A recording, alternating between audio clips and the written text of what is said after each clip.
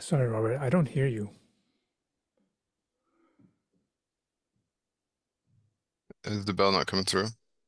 No. Or maybe, oh, I hear your voice. I think it's just you have such a um, sensitive or mic that doesn't pick up outside It of your. didn't pick up the bell? Okay, let me see if I do it here.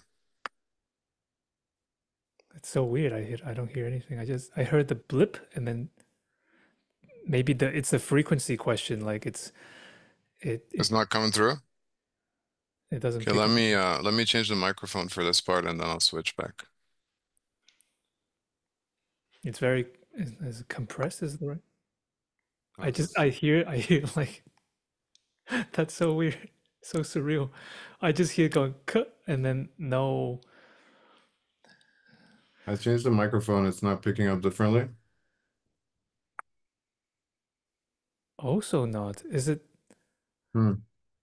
I this is what I hear. Like that's all I hear, and then there's no There's no bell? no, it's so strange. I'm waiting for it, and then It doesn't happen. Wait, let me see if I can unless you turn have off. some or am I going deaf?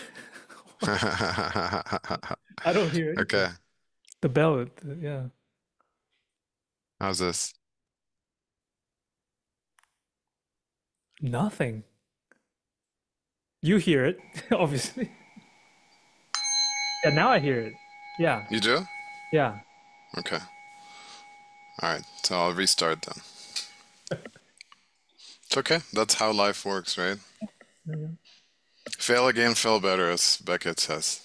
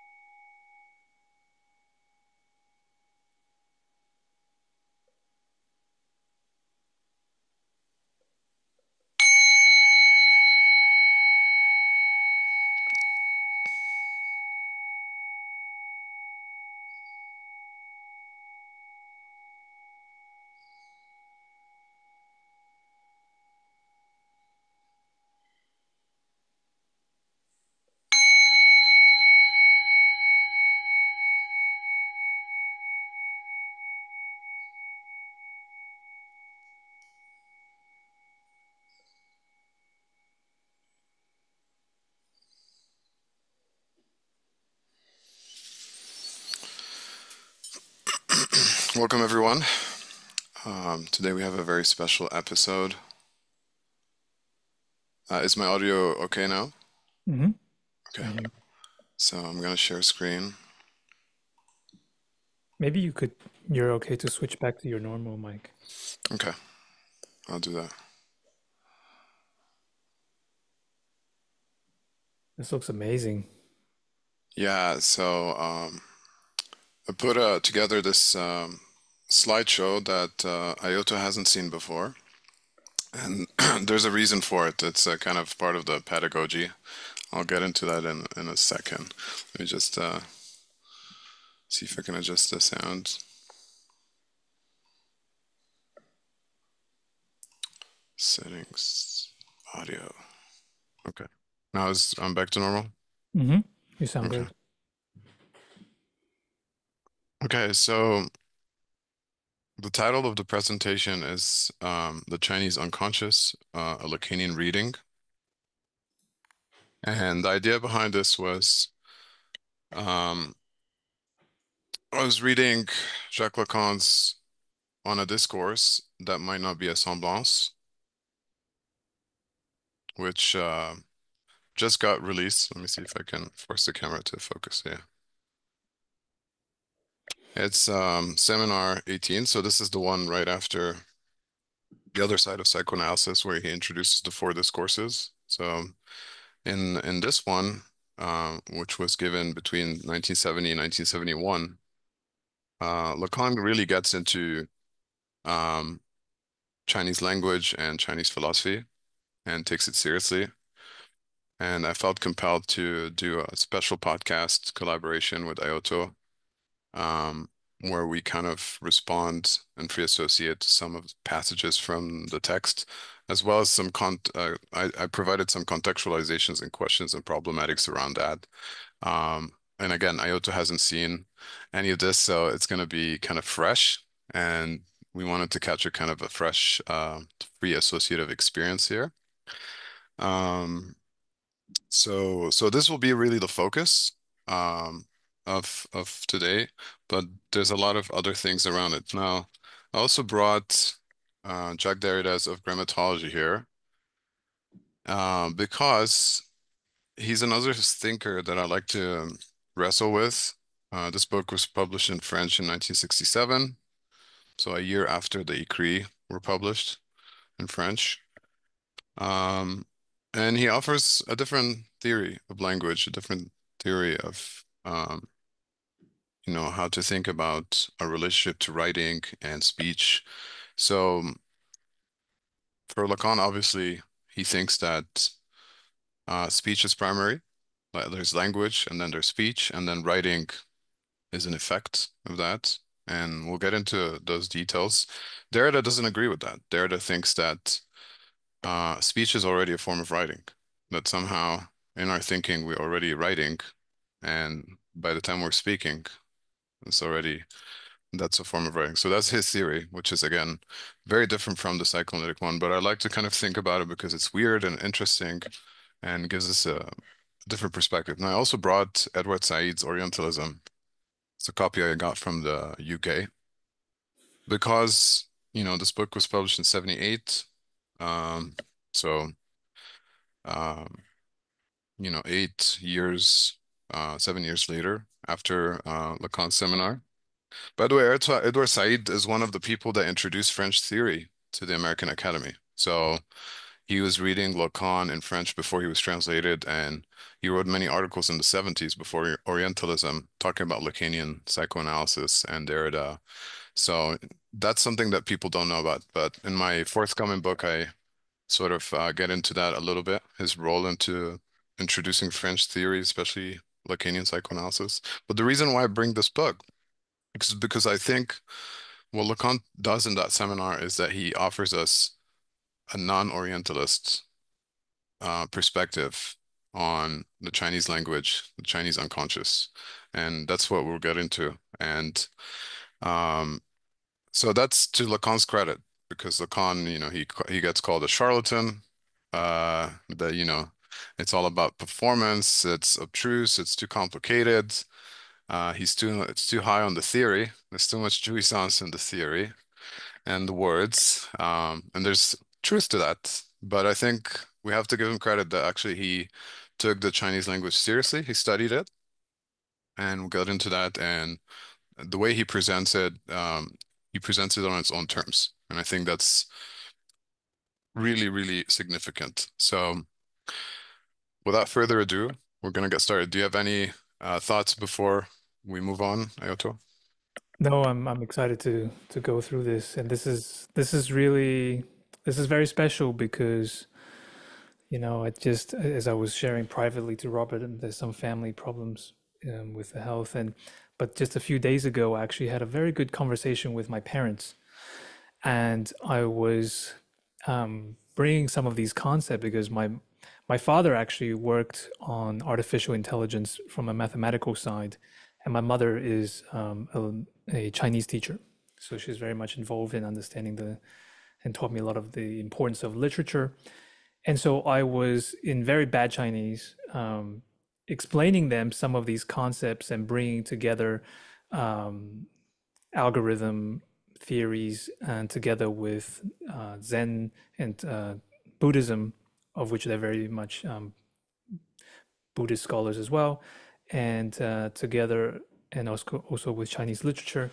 And my father was very, very excited by all of what I was kind of sharing with him, and he said it was very, very stimulating. So I'm very excited to see what you have brought today, Robert.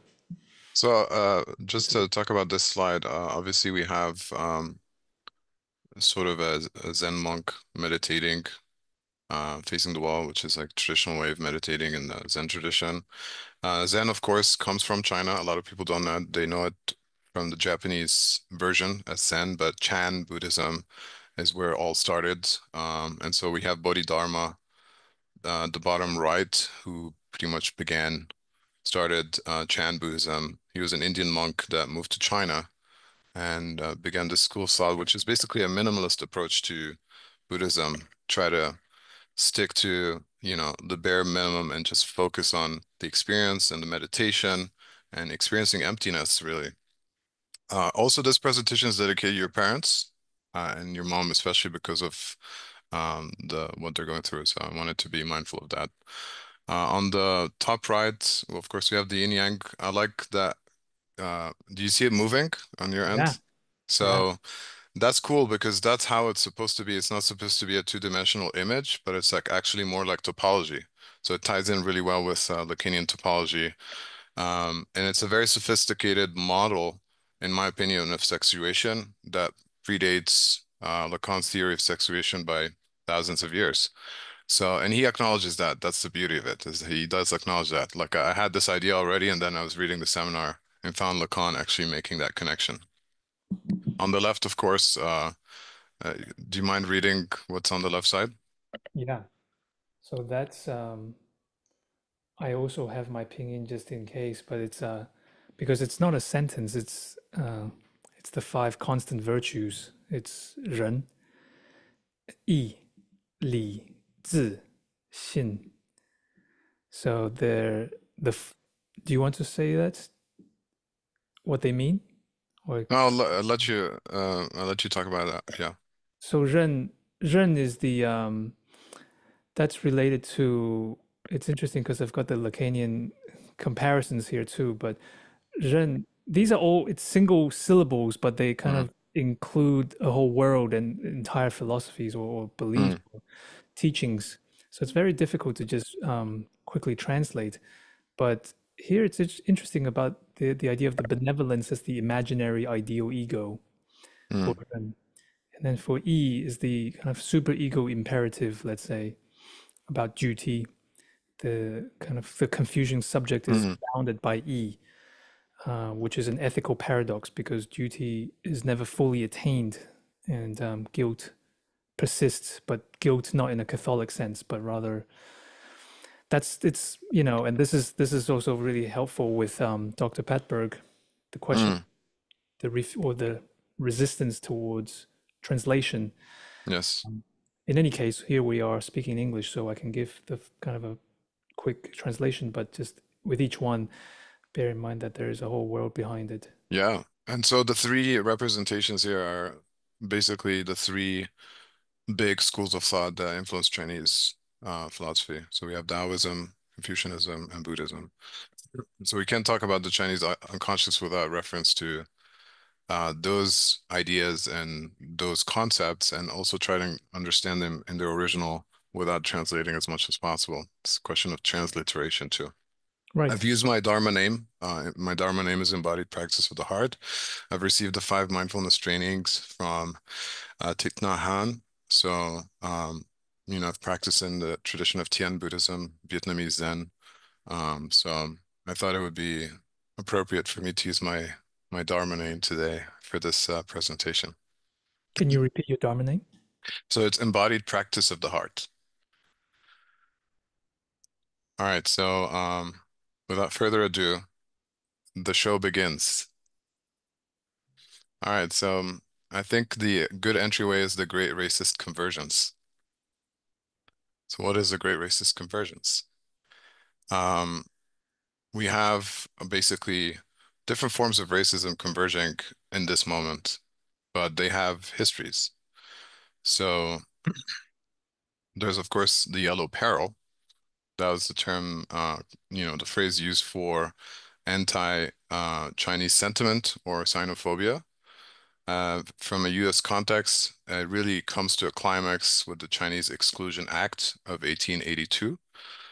Of course, the Chinese were brought in as immigrants and skilled workers in the US to for the railroad and other things. And at some point, and we see a repetition of this now, the white population felt anxious and uncomfortable by Chinese presence, and eventually it became a form of legal discrimination because this was a law. where Chinese people were banned from immigrating to the US for 10 years. This is, of course, with COVID, we saw a return of that, but there are different spikes throughout. But there's also a lot of overlap with the first Red Scare, with the Russian Revolution, the Bolshevik Revolution. So I'm also using propaganda from the US here, anti-communism, anti-Chinese sentiment, right, Islamophobia. So first Red Scare from 1917 to 1920, second Red Scare after the end of World War II, in the context of the McCarthy era and the Cold War and all of that.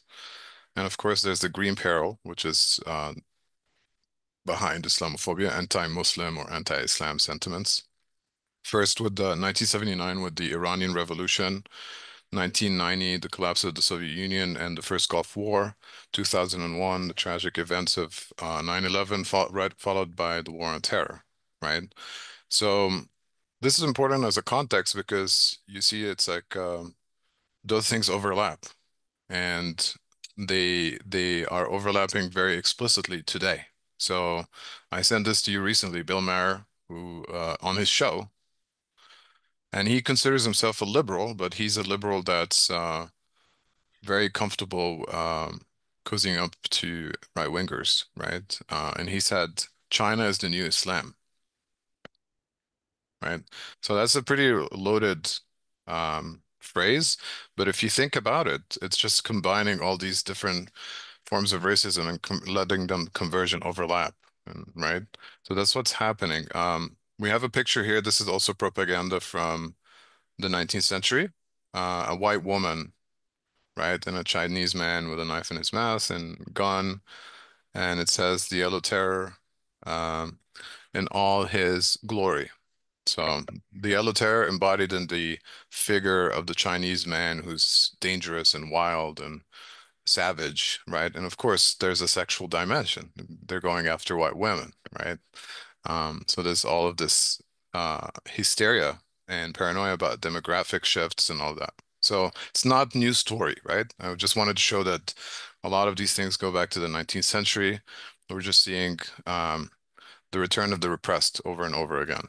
I have also an image from Jacques-Alain Miller, the editor of Lacan's Seminar, because he was Lacan's son-in-law, and he's now in charge of the World Association of Psychoanalysis, which I like to also call it's WAP. So I also refer to it as wet ass pussy because it's WAP.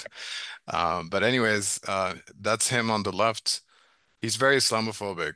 He's very much a Zionist. We'll get into this a little bit, but look at this. He retweeted this image saying "de lire avec intérêt," to read with interest. Islam has always been about sex and women subjugation. Not that very different from the Yellow Terror, right? Same idea.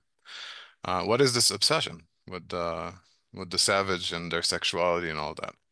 Of course, I have my cover my book, Decolonial Psychoanalysis, which was my first book that deals with the question of Islamophobia and its relationship to the war on terror in the U.S. context, and developing this methodology of decolonial psychoanalysis. So I think today's presentation fits really well within this idea of stretching psychoanalysis and trying to look at it from a non-European perspective. And that's the decolonial move. And Enrique Dussel would say that's the transmodern movement. So this is Philosophy of Liberation by Enrique Dussel. I wanted to just give a side note here and I want to hear your associations. So Dussel, and I'm gonna get more into that, but he has this concept of the analectical moment as opposed to the dialectical moment. His theory basically is that the dialectic is a good method. It's a good critical method. Of course, you can trace it back to Hegel or even before that to Socrates, but and of course it takes a materialist form with Marx and Engels and Lenin, etc., and Mao Zedong. But the dialectic has a problem, even with negative dialectics, Adorno's negative dialectics, which is it's always situated within totality. So it's always a critique of within totality. It's a way of resolving contradiction within totality. And totality is a reference to basically what we would think of as Euromodernity and how coloniality is a feature of that, right? So the analectical moment for him is a way of expanding the dialectical method from a non-European perspective. In other words, from the perspective of the global South, Latin America, Africa, and Asia. So it's a really cool concept because obviously it references the analects, right? And that's intentional. So it's analectical in the sense that or ano refers to beyond, so it's beyond the dialectic.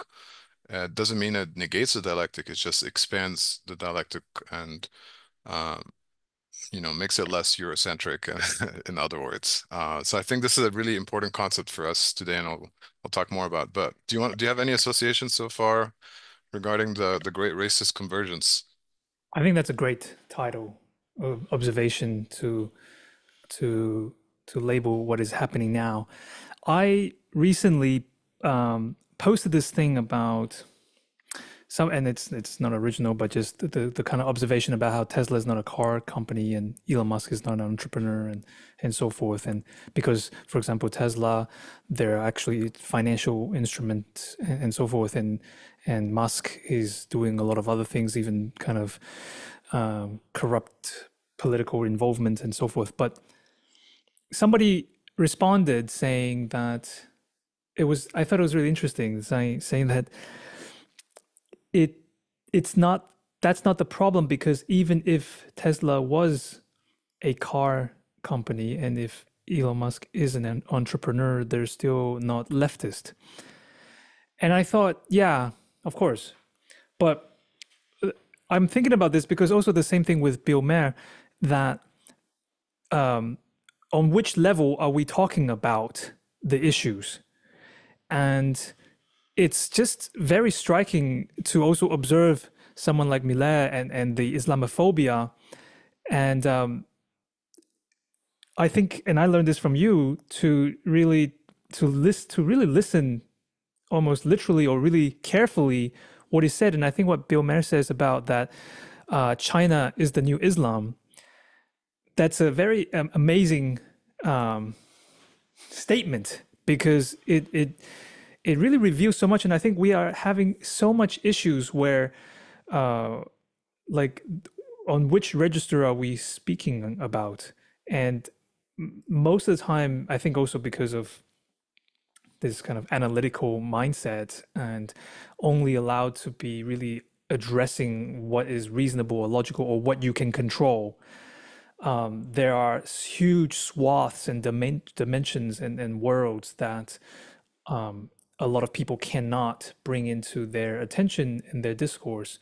So those are the kind of immediate things, but I think it's important to be able to address what Mayer and Miller is talking about, and also like even if it's old, this terrible illustration, but it's still very much the same issue today. We never really addressed it, and we just kind of, as this fragility of whiteness, when it it's so unstable when their constructs is not going towards what they've built as they believe it's so.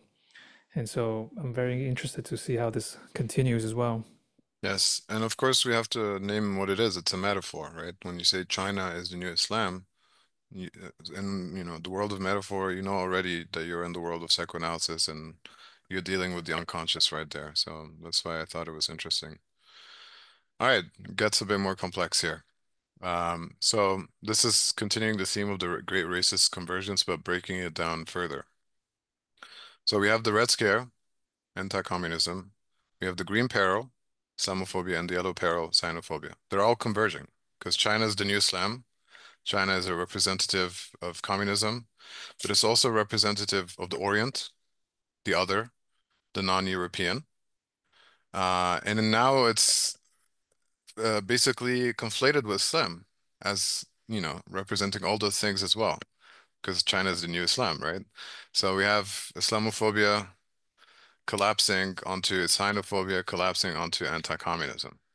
And that necessitates that we think about the question of racial capitalism, how capitalism from its foundation, because like this is the problem with a lot of I think Marxists and leftists they're not honest about this question, and they think that racial capitalism means like a type of capitalism, but the phrase racial capitalism means that capitalism has always been racial in the sense that you wouldn't have industrial revolution without what is called in Marxist theory primitive accumulation. So you needed to have colonialism first, colonize lands and people, extract resources, enslave people, use them as commodities, and then generate a lot of wealth for a capitalist class.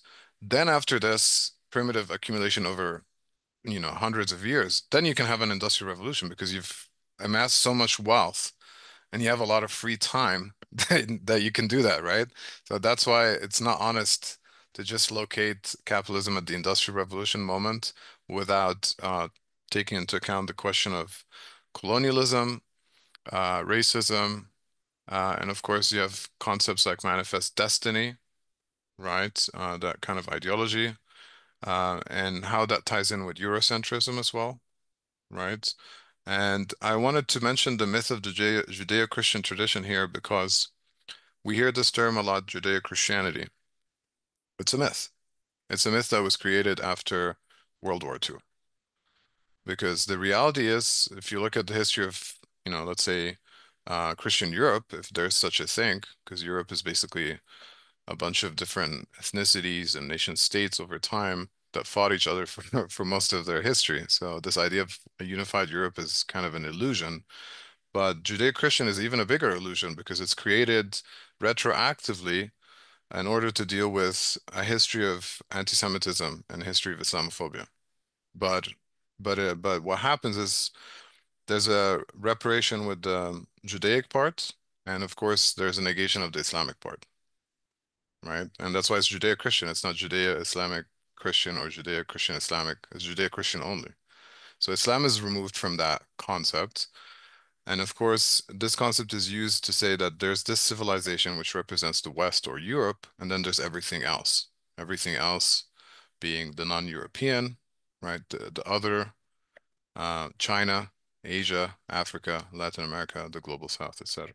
So that's an important concept for us to think about in relation to Eurocentrism, but also the question of settler colonialism, especially, in Israel, right? It's hard to we have to name that. That's the elephant in the room because we can't just talk about colonialism as a thing of the past.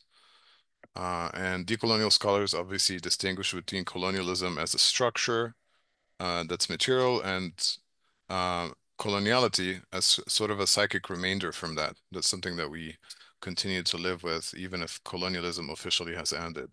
But when we look at Israel, what's going on today in Gaza, for example, we're seeing a live stream of settler colonialism, right? And it's so, in a sense, we do need some distance from it in order to theorize it because we're too close, right?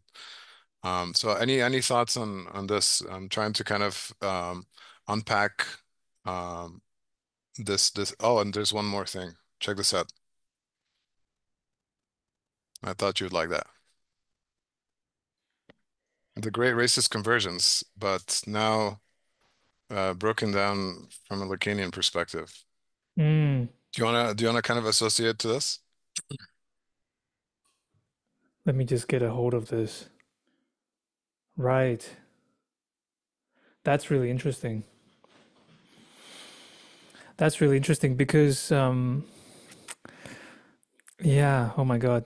With Lacanian um, frameworks, it's sometimes it takes a little bit because we're already going, we're right now we're having a conversation and we're looking at the different pictures and the different things. But then as soon as you start having these multi registers, the brain kind of has to, you know, Recalibrate. yeah, I need to like turn on the So let graphics me let me card. say a bit more. So basically, we have the three registers: the symbolic, the imaginary, and the real. So these are the three registers of human subjectivity.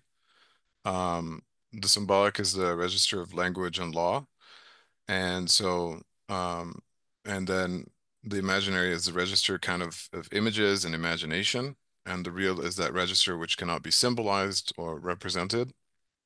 So we also have J in the center, referring to jouissance. That so I'm kind of thinking about how this great racist convergence is generating this jouissance, which I call in my work mythic jouissance. So this is the jouissance of capitalists. This is the jouissance of colonizers. This is the kind of enjoyment that they get out of all of this racist convergence. The jouissance that they get from anti-communism, from Islamophobia, from xenophobia. Um, and so in a way, it's a way of theorizing how these things are happening. They're not random. They're kind of actually coordinates of a certain form of enjoyment. Okay? That's Eurocentric, that's racist, etc., etc. Does that make sense? Yeah. I mean, there's of course the position of this is from a Eurocentric position, right? In relation to the convergence of the racist. Yeah, so this would be describing the racist jouissance of the Eurocentric subject. And we're doing this from a non-European perspective. So we're looking at it, let's say, from the communist perspective, from the Chinese perspective, and from an Islamic perspective. All the things are negated, basically. Right. Yeah. Right. So that's what we're doing today, basically. That's the Mhm. task, right? Because this is what they're doing. So we Mhm. want to do like the other side. So the question now is like, why China, right? Why not? I say China is the solution, tongue in cheek, because as you know, I really did change my perspective on China. I was kind of duped a little bit years ago by this idea that, China is a problem of sorts and, the West is the answer and that kind of thing. Now I see the US as a scam. I see that I just see decadence in the West and Europe, and I see honestly China um, as providing an alternative model. And it's not a perfect model. There is no perfect model, but I'm not as dismissive as I used to be, and I'm much more open to this other way of being and doing things. Now, the reason why I use that phrase, it's just to kind of unpack it. It's a tongue-in-cheek because Said Qutb, who have you seen this documentary by Adam Curtis, The Power of Nightmares? Because Mhm. I know you're a big Adam Curtis fan. So in the documentary, he compares basically Islamic fundamentalism with neoconservatism, and he says that he argues that they both basically have the same fantasy structure, even though they're fighting each other materially, right? There's the war on terror. In fact, they share the same fantasy structure, which is a world of nightmares. They both have a nightmarish vision of the world. So anyway, Said Qutb is one of the theorists in the film. He's this um, this guy, Egyptian, who goes to the US and then he finds the US being very decadent in the 50s, when it was a little bit more conservative, but he already found it decadent back then. And he argued that, wow, they're living in ignorance. And ignorance or jahiliyyah in Arabic is a reference to pre-Islamic, basically, that they need some kind of Islamic enlightenment. And he went back to Egypt, he said the same thing, that people are living in ignorance and jahiliyyah, they need Islam. So he had this famous phrase that got repeated by a lot of Islamists, Islam is the solution. Al-Islam huwa al-hal. So I'm kind of saying China is the solution here in a sense. It's a half truth. Like Lacan talks about, the half truths. There's like a half truth, half lie in what we say. So I do believe it's a half truth. I do believe that China is the solution, but I also don't want to seem like I'm some kind of, extremist who's obsessed with China and, not seeing all the flaws and the real dimension, the dimension of that which is unspeakable. So anyways, I'd say disclaimer, this episode is sponsored by the Chinese Communist Party.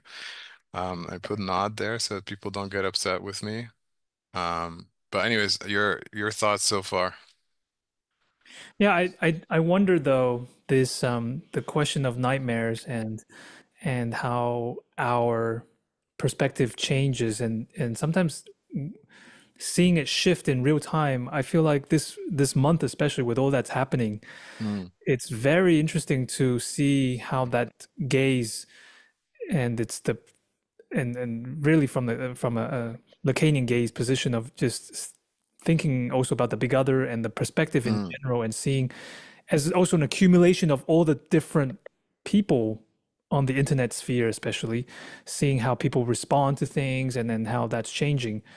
But I do wonder as to, you know, not the not the real China, but the symbolic China, mm. uh, particularly from from outside of China, how that is understood. And I think there is something to think about. And also, at the same time, the economy and everything like that's it's a it's not necessarily the reverence, but it's still a signifier that is very important. Hmm. And I do wonder how that might change again over time, if we zoom out of things. But yeah, because What's the name of the Apple CEO? Is it Tim Cook?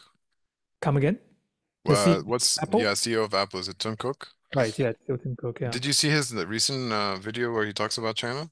No, I didn't. What did he say? So he was asked why did you choose why does Apple choose China for manufacturing products? And he said it's not what you think. It's not because it's cheap. It's not because, it's because they have the best skilled laborers and the best engineers for manufacturing these products. And this is a very important point because part of the Sinophobia is to think China just makes things cheap. Just go to China. Hmm. But no, what made China have this kind of progress and this type of ultra modernity, if you will, is actually it is really at the level of modernity, is that they are providing an alternative model of modernity that's beyond Eurocentrism and that's very much grounded in science and in some ways in tradition, which I think is a good um, move beyond like Mao Zedong, because Mao Zedong's Cultural Revolution was kind of against Taoism, Confucianism, and Buddhism. But I think now with the Chinese Communist Party, they're kind of a bit more open to this idea of combining communism with capitalism and Taoism. It's all coming together, right? Somehow there's an amazing, like almost like theory of everything that we're seeing play out, right?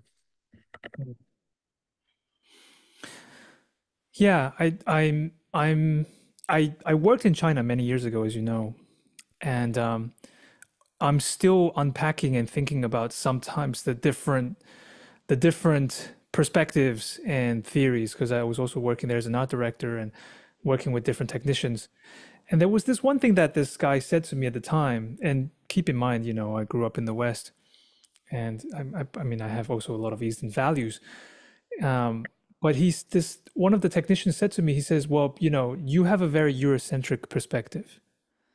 And at the time, I was much more naive and young and unaware, but I was really shocked because I was speaking to him in Chinese. Mm, I didn't see myself as having a Eurocentric perspective. And and what's interesting is, in terms of design, in terms of perspective, in terms of how we see things, it's very clear if anybody actually does spend any time living in Asia to see how small, but at the same time, complete different way of perceiving the world, how extreme mm, that is. And I think that fear is, I think, is serious because even for myself, right? Like I think, well, God, like if that means that we have to change how we perceive, how we interact, how we navigate, well, if if our perspective is going to be subjugated, then I can see where that fear, that potential fear can come from, especially, I mean, to learn to take in a different name of the Father, if you will. mm. That's no easy task. That's kind of embedded Or in the name of the grandfather to reference Fuai. exactly. Yeah. Pepe the So Frog. it's going to be very fascinating to not just in the coming short period, but of course this is like the grandiose desire that if we were gods and we could see and we can zoom out in different time scales, what could be coming if we are not destroying the planet, Hmm. what kind of a future is this? This is a really, really intense Yeah, change and moment, shifting of tides. yeah. Well, from a Chinese perspective, we only become gods once we die, right? Yeah. So, yeah. All right. So, um, I have a reference here to the book Asia as Method toward de-imperialization. I don't know if you're familiar with this book, but it Yeah. basically argues for a non-Eurocentric or a non-European way of doing things in terms of epistemology, ontology, and methodology. So I'm trying to be more specific today and say, well, not only Asia's method, but China's method. Like, what? Let's take China seriously and actually think through Chinese concepts and ideas about things. And that aligns again with Enrique Dussels' theory. So I put here a graph from one of his articles. I don't know if it's clear, but he has the modern system on the left here. This is um, what he would refer to also as totality. So another way of putting it, it would be modernity slash coloniality. A lot of people get confused on the left in the West, and I've written about this. They think that being decolonial means being anti-modern. That's a trap. No. Uh, the point is to affirm modernity and reject coloniality. You have to be able to distinguish. So, for example, you love classical music. You grew up playing classical music. That's modernity. Nothing colonial about that. It only becomes colonial when it involves, some kind of extraction or colonization or, expropriation or something like that. But we have to accept the modernity. So I just want to say that because there's an anti-intellectual move of saying, let's not read Freud, let's not read Lacan because they're European thinkers and therefore, no, that's Agreed. dumb, honestly. The decolonial move from the perspective, so exteriority basically is the non-European, the global South, right? His point is to create a transmodernity. So basically, that's the kind of the sublation, the Aufhebung, right? That's the analectical moment, is how to sublate Euro modernity within something larger than it, which is the modernity of the global South, which I refer to sometimes as alter modernity. So the modernity of China, the modernity of, Argentina, the modernity of Nigeria, what have you. And so that's the idea of seeing it. So this comes from philosophy of liberation, and I already made the reference to how the analectical moment is in some ways grounded in the analects, and it goes beyond the dialectical. And people are interested, check out philosophy of liberation. He does Dussel unpack what analectics are. So I developed this further in my forthcoming book. So I have um, a book that I finished writing. It's in review right now. It's going to be the end of a trilogy that started with decolonial psychoanalysis, was followed with Freud and Said. And so in the new book, I develop a little bit analectical materialism. So, there's the Marxist concept of dialectical materialism. Again, it's good. We want to keep it, but we want to expand it to refer to non-European context for modernity as well, right? So that's the idea of transmodernity. Any thoughts on that? Yeah, I think this is really, really helpful. I'm seeing how so much necessity it is. This even goes with that starting discussion about between writing and speech, but there's also the other question of graphic representations and more complex ways of modeling to try to convey philosophical ideas. Mhm. So I'm curious how you develop this, and I need to get into these three books here. I would love Yeah. to. There's also the question of Neo-Confucian idea Mm. and how that works as we move in a continual force with modernity. Mm. That's basically the project, I think, of the Chinese Communist Party, right? That's how to merge these things and redefine them. So we have this inside joke, right, about Sinoism versus Zionism, right? Um, Zionism is obviously a loaded signifier. For some people, it means positive things. It means Jewish self-determination. Um, you know, um, for Jewish people to have a nation state. And it's a for some people it's a signifier that represents national liberation. For a lot of other people, it represents colonialism, racism, nationalism, etc. So it's very loaded signifier. Um, and I want to talk about why Sinoism is better than Zionism. Okay. Um, so I'm going to make three arguments. and you'll help me here.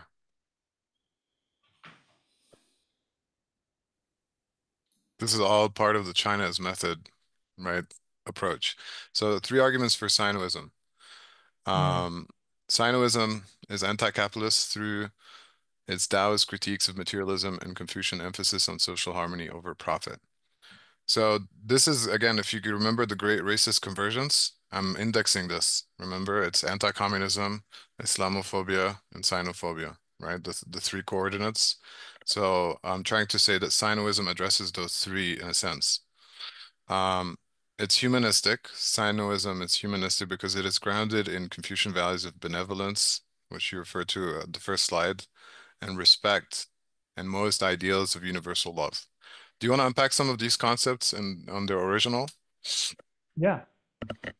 So this is, and this, these days it comes up over and over, and I realize how important this is that also structures my thinking. So here, with regards to Ren and benevolence and Li, respect, and 见爱, 见爱, universal love, this is something that's, it's, wow, there's so much at the same time because even just to think about it, I realize how much our language, right now we're again speaking in the imperial language of English, and all the history and what is connected to that, and how these concepts and the stories that are connected are without the quote unquote the Judeo-Christian concepts and myths, Mm, right? So they're very much um, connected to historical um, moments, historical experiences, um, and not even with Buddhism yet. It's just figures and teachings that has happened, and that is in itself is. And when you say humanist, this is also very interesting because it's not even so much about the concern about the life after death, but it's about the people, even though it's ancestors who are dead. But the it's very much on the how symbolically these things are important, and it's about the preservation of these systems. And I think that's also something that I always bring back, which is that even when different civilizations or conquerors pass through China, that and this happened also, correct me if I'm wrong, like also within Islam, this is mm, like the big misconception that it's not just about might, but it's also the question what happens after a conquest, mm, where oftentimes the the people who this came up with dinner, and this comes up even with European women sometimes very much, the idea that the strongest, the most powerful should lead, right? And there's mm, this very simple mind, and this comes of course like the alpha male fantasy, mm, mm, but the thing is within excuse me, Chinese culture is that it's not just about the might. It's very much required the intellect and also the collective work mm, that is important. So these are just some of the initial responses, but all of these different aspects that comes, like, you know, the respect, the love. It's not a, let's say, like the love that is brought up in the Christian love, right? mhm. That's a very Yes. different kind of love to Mm, the universal love with society, with the universe. And one other name or word that comes up I think about a lot is even the idea, the word for nature. mm, That nature in Chinese is 自然, but that 自然 is actually the self being. mm, So it's within, but also the like the beingness uh, is the nature. So mm, there's mm. not this separate concept, but rather it's very much within. So So ontology all is of not the- solipsistic like it is in the West. right. Mm, So I really love the chart here because um, as I'm speaking, I can only speak one word at a time, and we can only make sense of the sentences and so forth. But what is important is, I think, these charts is that they contribute and they happen simultaneously. And this is the same thing with the paintings, with the Mm. arts. I started to read about Francois Cheng, one of the Hmm. We're gonna colleagues, talk about him. Yeah. right, and how much he emphasizes and brings back, and a lot of things I actually know about Chinese art, but it's interesting how that is so important. That brings back down to all the way down to the way that maybe why Bill Maher might say what he says, because we are actually within the West, and the way that the language and the culture is structured, it no doubt creates that kind of conclusion. Yes. Now I have a theory of why they do this. So in my work, I argue since decolonial psychoanalysis, and I try to return to this argument a lot because people haven't really picked it up. But sexual difference, and we're gonna talk about sexual difference more, but sexual difference, in my view, is grounded in colonial difference. So, the distinctions between different forms of jouissance, phallic versus feminine or other jouissance, is grounded in the experience of colonialism, which is how colonizers enjoyed versus how the colonized enjoyed. And so, in other words, models of sexuality are grounded in that, but that's never spoken of. So, in a sense, that's the unconscious of sexual difference. And the reason why I say this is because when you hear a statement like, China is the new Islam, right? And I showed you the yellow parallel image of the Chinese man and the white woman, and you see the same exact image with Jacques-Alain Miller. Islam is always about sex, right? It's evidence for my point, is that colonial difference is kind of the foundation of sexual difference. And if we don't really unpack that, then we're just, we don't know what we're doing, right? So I'll get more into that, but the reason why I like that graph too is because, kind of similar to my point about the yin yang being a topology that's very complex within Chinese thinking, there's a very sophisticated model. Logic is a big thing in Chinese philosophy and models. So again, what's impressive here is that we have uh, modern systems of thought that are as rigorous, if not more rigorous, than whatever we find in the West. But it's negated. It's a modernity that's negated. And my point about modernity, by the way, is important here because a lot of these ideas are ancient ideas. So how come they're also modern? Well, if you think about it, this whole idea of modernity was comes after the Renaissance, the rebirth of Europe, if you will, which is again also like mythic because is this idea of let's return back to the glory of ancient Greece and ancient Rome, right? Because we had 1,000 years of darkness where the the church dominated and there was just like the Dark Ages. But of course, simultaneous with the Dark Ages, we have the Islamic Golden Age and other kinds of Golden Ages. So the whole point about modernity is a return to the ancients, right? It's a reinterpretation of the ancient philosophy and science, etc. So, in other words, when we look at Lao Tzu or Confucius, or these are ancient philosophers, but they're also modern philosophers.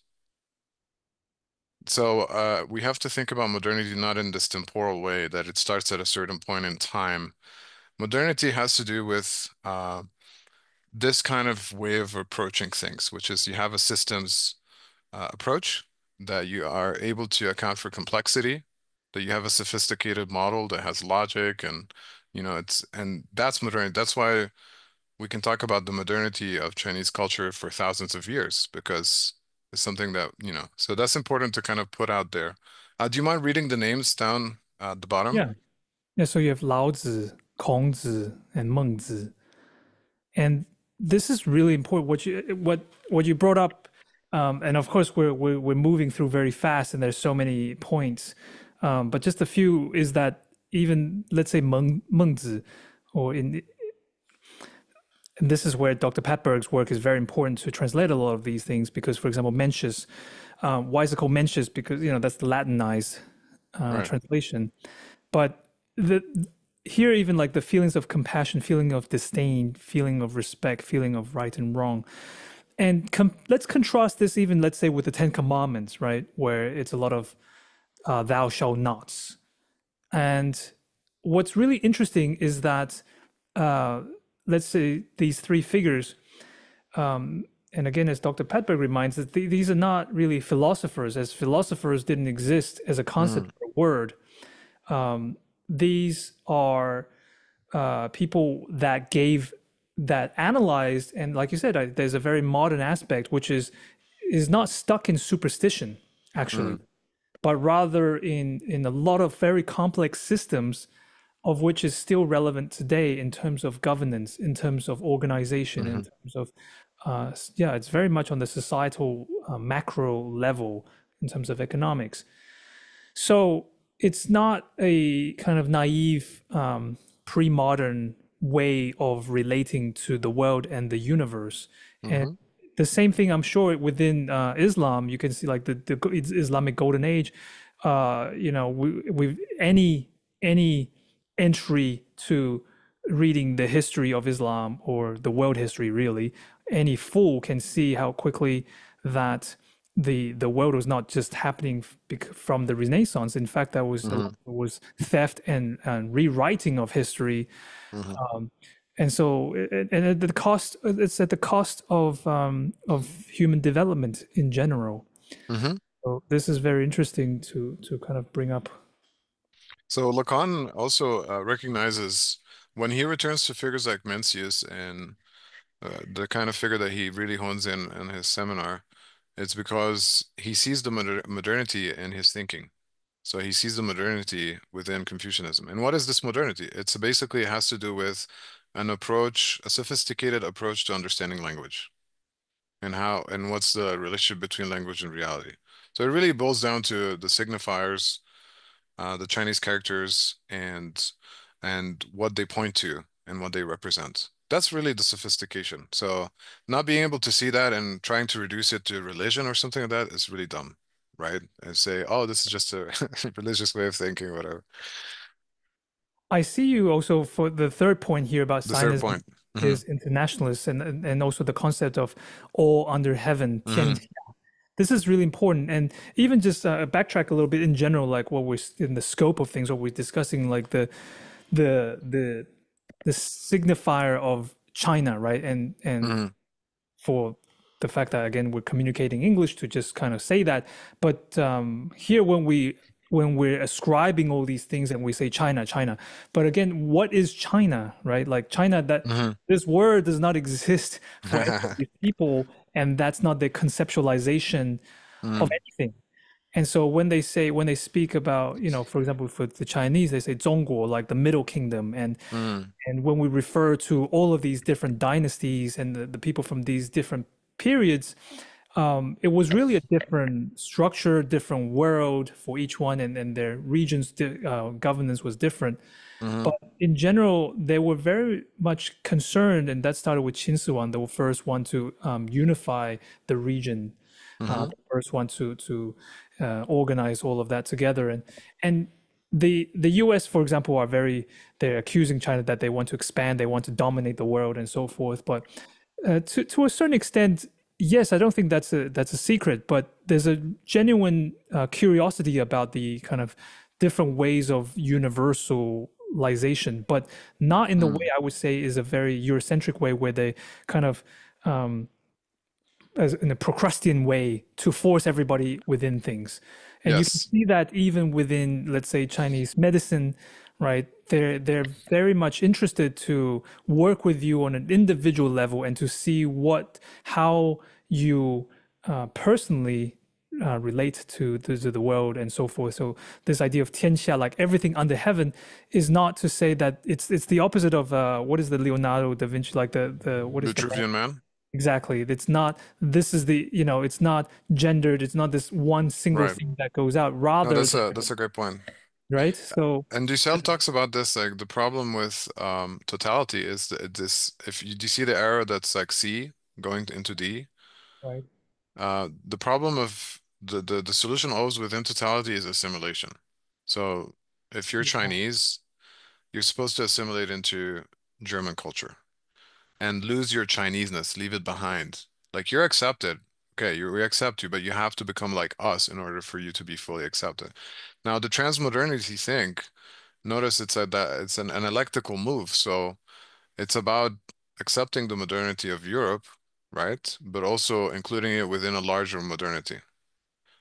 So it's not trying to assimilate it into, let's say, a Chinese model, but more like saying that you're fine as you are, but you know, the world doesn't just revolve around you. There's a bigger world out there, and in fact, the global south is the majority of the world. So they should have more of a say, and that's why this concept of transmodernity is really important. Of course, as you know, Lacan really unpacks this all under heaven concept in the seminar. We'll get into it a little bit, but the way he kind of reads it from a discursive perspective, he sees like the heaven as kind of like an S1. That's how I'm reading him. So this idea of all under heaven is a way of kind of referring to the subject, the divided subject under heaven, under the S1. So it's kind of again, he's saying that he's reading this as some kind of theory of language, theory of signifiers that's very sophisticated. People might take it literally as saying heaven, but he's saying no, no, the heaven is a signifier. That's the idea. So we'll get more into that. Okay, notes on method, kind of what we're trying to do, what we've been doing. So this pedagogical collaboration between the Kemet podcast and Asian provocation. We'll switch gears between the discourses of the analyst and the hysteric in an effort to question or critique old master signifiers, which are sources of mythic jouissance. So we talked about the mythic jouissance generated from the great racist convergence of xenophobia, Islamophobia, and anti-communism as an example. We're questioning and critiquing that, but also producing new master signifiers in the divine position of surplus jouissance and other or feminine jouissance beyond the phallic function of totality, Euromodernity, coloniality. This is important to say because what we're doing here is we're not doing the discourse of the university, we're not doing the discourse of the master. We're switching gears between the discourses of the analyst and the hysteric in the way we're approaching this dialogically. So to this end, psychoanalysis is the other side of mastery or ideology. Lacan was against mastery. He only recognized the absolute mastery of death, right? He called death the absolute master. As such, psychoanalysis is on the side of life or living, eros. Now, of course, notice the meditating monk in the background who's like meditating throughout the slideshow. A big part of the Chan Buddhist tradition is to come to terms with your own death, right? With your impermanence. And you're meditating basically to experience that. The emptiness that experiences your own death, right? And so, because that's, we're beings toward death, so you might as well not live life as if that's not going to happen, but actually to face it in a way in every moment and deal with it. So I think that's important here, the kind of connection between psychoanalysis and Buddhism, if you will. The university discourse, particularly philosophy, as it is understood in Eurocentric way, is there to sustain the fake power of the master, who is a semblance of truth. So I want to say a little bit about this. This seminar, as I said, comes right after Seminar 17. In Seminar 17, he talks about these four positions, the truth, the agent, the other, production, and then he puts different symbols there. And the symbols keep shifting around because we're positioned differently depending on what discourse we're dealing with. The four discourses are not the only discourses in the world. They're just four important ones. And he shifts in Seminar 18. Instead of saying agent, he says semblance. So that's in the title. And so semblance is to say that there's truth and there's something that looks like truth, but is not truth. That's semblance. It's something that looks like truth, but it's not the truth. So agent basically, and that's why I say fake power of the master, because the master is basically in the position of an agent. What is the truth of this agent? Is their castration, their division, right? Which is what they're hiding. And then in the position of the other, he puts jouissance in Seminar 18. And in production, that's surplus jouissance. So that's basically what's left over from this sort of operation.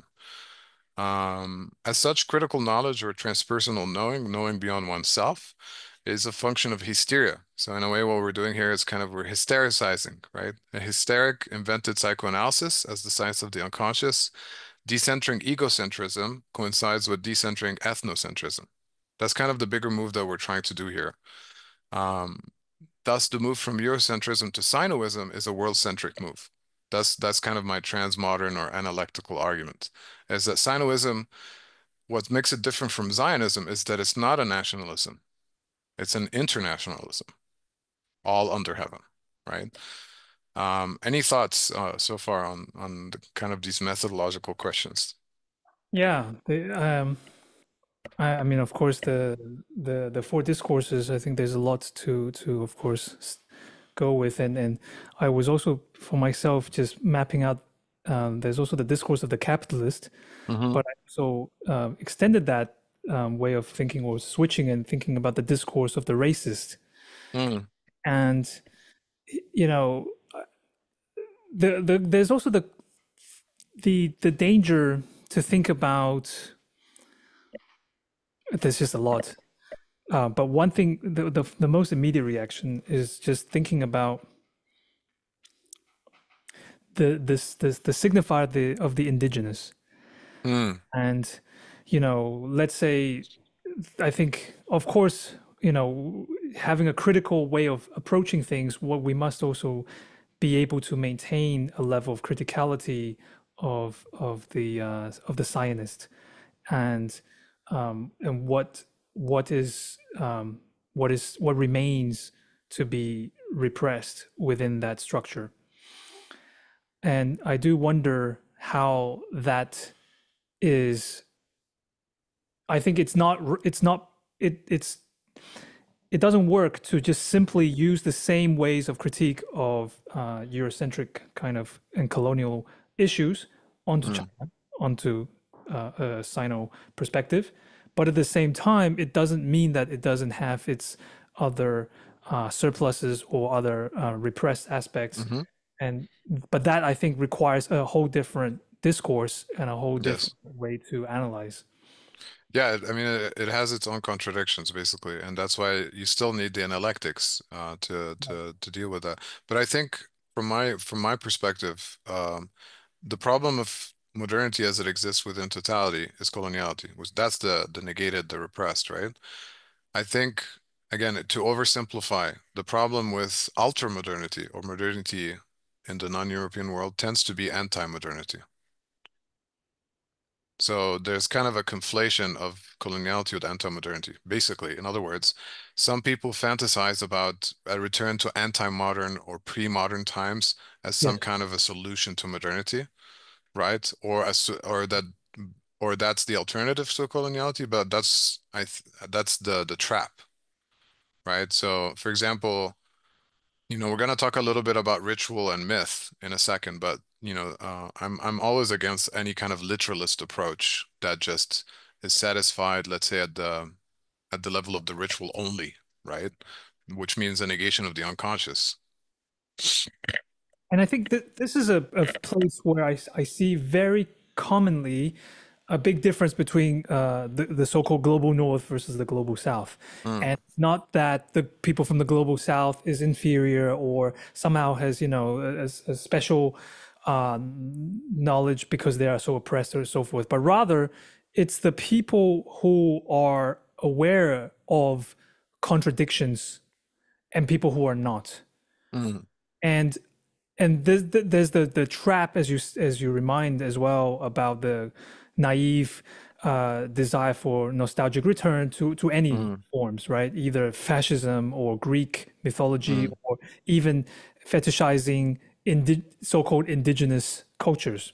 I'm not mm, against it, even against Greek uh, um, fantasies or whatever, but rather um, the inhabitual relationship of living in contradiction. For example, like if you are in China, if in any global south, really, it's very common that you would have your mother tongue, but then also very much having to incorporate and learn constantly the contradictions of so-called modern, so-called Western world. Hmm. That habit, um, and the extent of it, because sure, you could say like you're from France and you're having to keep up with what's happening in the US, but it's that level of contradiction is not really as extreme as, let's say, people in other parts in the global south. Hmm. Right. There's definitely Lacan talks about underdevelopment that comes with capitalism.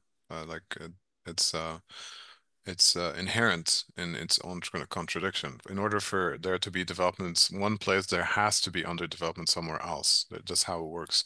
But to add to your point too, I think the point about modernity too, because I destroyed the temporal model, right? But also the point about modernity is that it's about presence. It's about being in the present. What makes Greek philosophy, ancient Greek philosophy modern is that they were thinking about the present. They were thinking about their present moment. There's a difference between seeing that and recognizing that and kind of approaching it in a nostalgic way. Because if we do approach it in a nostalgic way, then we're no longer in the present. We're kind of fantasizing about living in their time. The point is to see what was really modern about their approach. In other words, how did they hit the truth in their moment, and how does that apply to us today? That's what makes it modern. So people who are anti-modern, they don't live in the present, in other words. They either live in the past or the future. Okay. So that's my point here. Okay, so some questions for today. And you did refer to Thorsten Padberg. You've done an amazing lecture series on his work, and you've interviewed him as well. Do you mind going through some of these questions? Yeah. Oh, that's interesting. Why is Zenren not a master? Yeah. Hmm. The first one, Zenren, and also the question of master.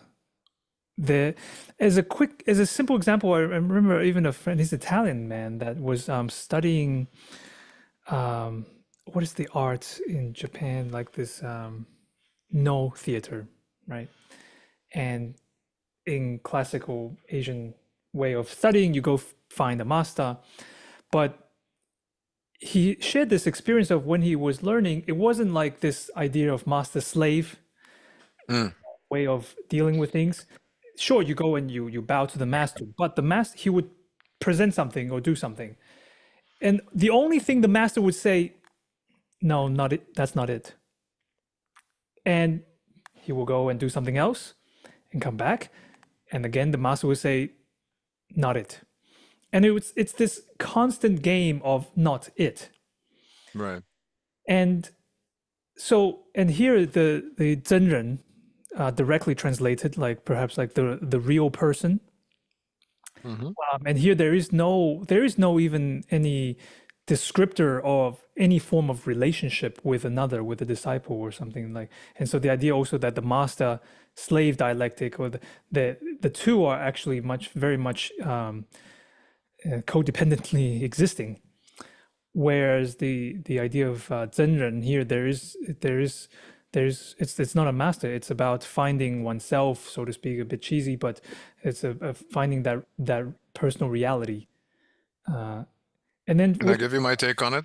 yeah, please. Because you said the real person, and I have that down there, and I wrote it like this. This is Does the position of the analyst coincide with that? Precisely, I think so. But The notice how I wrote real subject with capital R. And I Yeah, think you right, said real person. And I think it really captures that basically mastery has to do with ego mastery. That's usually like ego psychology and identification with the analyst or exactly. the therapist. Whereas the Shenren is a real subject in the sense that they recognize their unconscious as if like they've undergone analysis, and their mastery is that recognition. So in that sense, it's the more like the position of the analyst than the position of the master in Lacanian terms. That's right. Would you agree with that? I totally agree. It's there's also the classic thing of meditating in a monastery, and then the master, so-called master, will come and whack you when you think that So you know. So I really, wonder if we should start translating it as analysts. That's a question I have. I mean, because master seems to be a mistranslation, right? right. I mean, the of course the analyst has comes within its own tradition. Right. Here, the question of the 真, like the real subject, Oh, and real subject. That's another idea I had. yeah, yeah, the 真人, that is Okay, very what interesting. what about the second question? So with regards to 哲学, and this comes back as a really funny game because let's say, um, just now we were talking about the 真人 and we're thinking about potential labels or translations from an English side. Here it's kind of the opposite because 哲学 is a translation, a conceptual translation. It's not phonetic translation. So 学, the second word is study, learning, discipline. 哲 means wisdom, sagacity, or intellect. So 哲学, as Dr. Packberg has pointed out, did not exist in Chinese language until around the 19th century. Doesn't Mm, mean that the study of wisdom or of sagacity of intellect did not exist. It very much existed. mm, They mm, had uh, different titles for it, such as what you presented at the very beginning of the presentation. mm, And so here, it's interesting because it's a translation, but it doesn't at all connect to the history directly from the word to, let's say, philosophy or philosophia, and the tradition that comes from that and the politics that comes for that. mm, mm, So it's a very fun game here where we're also discussing, okay, Zenren, is that a master? It's not a master. Okay, is it an analyst? Okay, maybe, but does that then really encapsulate the history? And so I think this mistranslation is a fun game, which unfortunately one would have to have good grounding on both sides to be able to appreciate these mm, non-translations or mm. mistranslations and misrecognitions. Okay, so this is my next question. Is the Shenren the objet A as the real kernel and truth of the subject singularity of being? This is a way of thinking about that. And also think about psychoanalysis as anti-philosophy, right? Because Lacan positions philosophy as a university discourse, right? So for him, psychoanalysis is anti-philosophy. So can we consider the science of the unconscious to be aligned with Zhe? How do you say it? 哲学. Zhe. Can it be aligned with Zhe, the science of wisdom? In other words, is psychoanalysis a science of unconscious wisdom? Hmm. This is very tricky. And just to clarify, um, because it's these words, especially in the translation, is so close, 圣人 and the 真人 is very, very different in Chinese. Mm, So because here we have Dr. Patrick's the book, The 圣人, right. and here we're discussing about the 真人. So the 真人 is perhaps closer to I mean, both of them actually are models of ideal persons, right? They Right. are idealistic for within the Chinese kind of concepts. So the 真人 has also more connections to, let's say, spontaneities, which is 自然, which is nature. Mm, The idea of the 无为, so non-action, yes. the detachedness, and but also has got these other words, is immortal like. So it's like 神仙.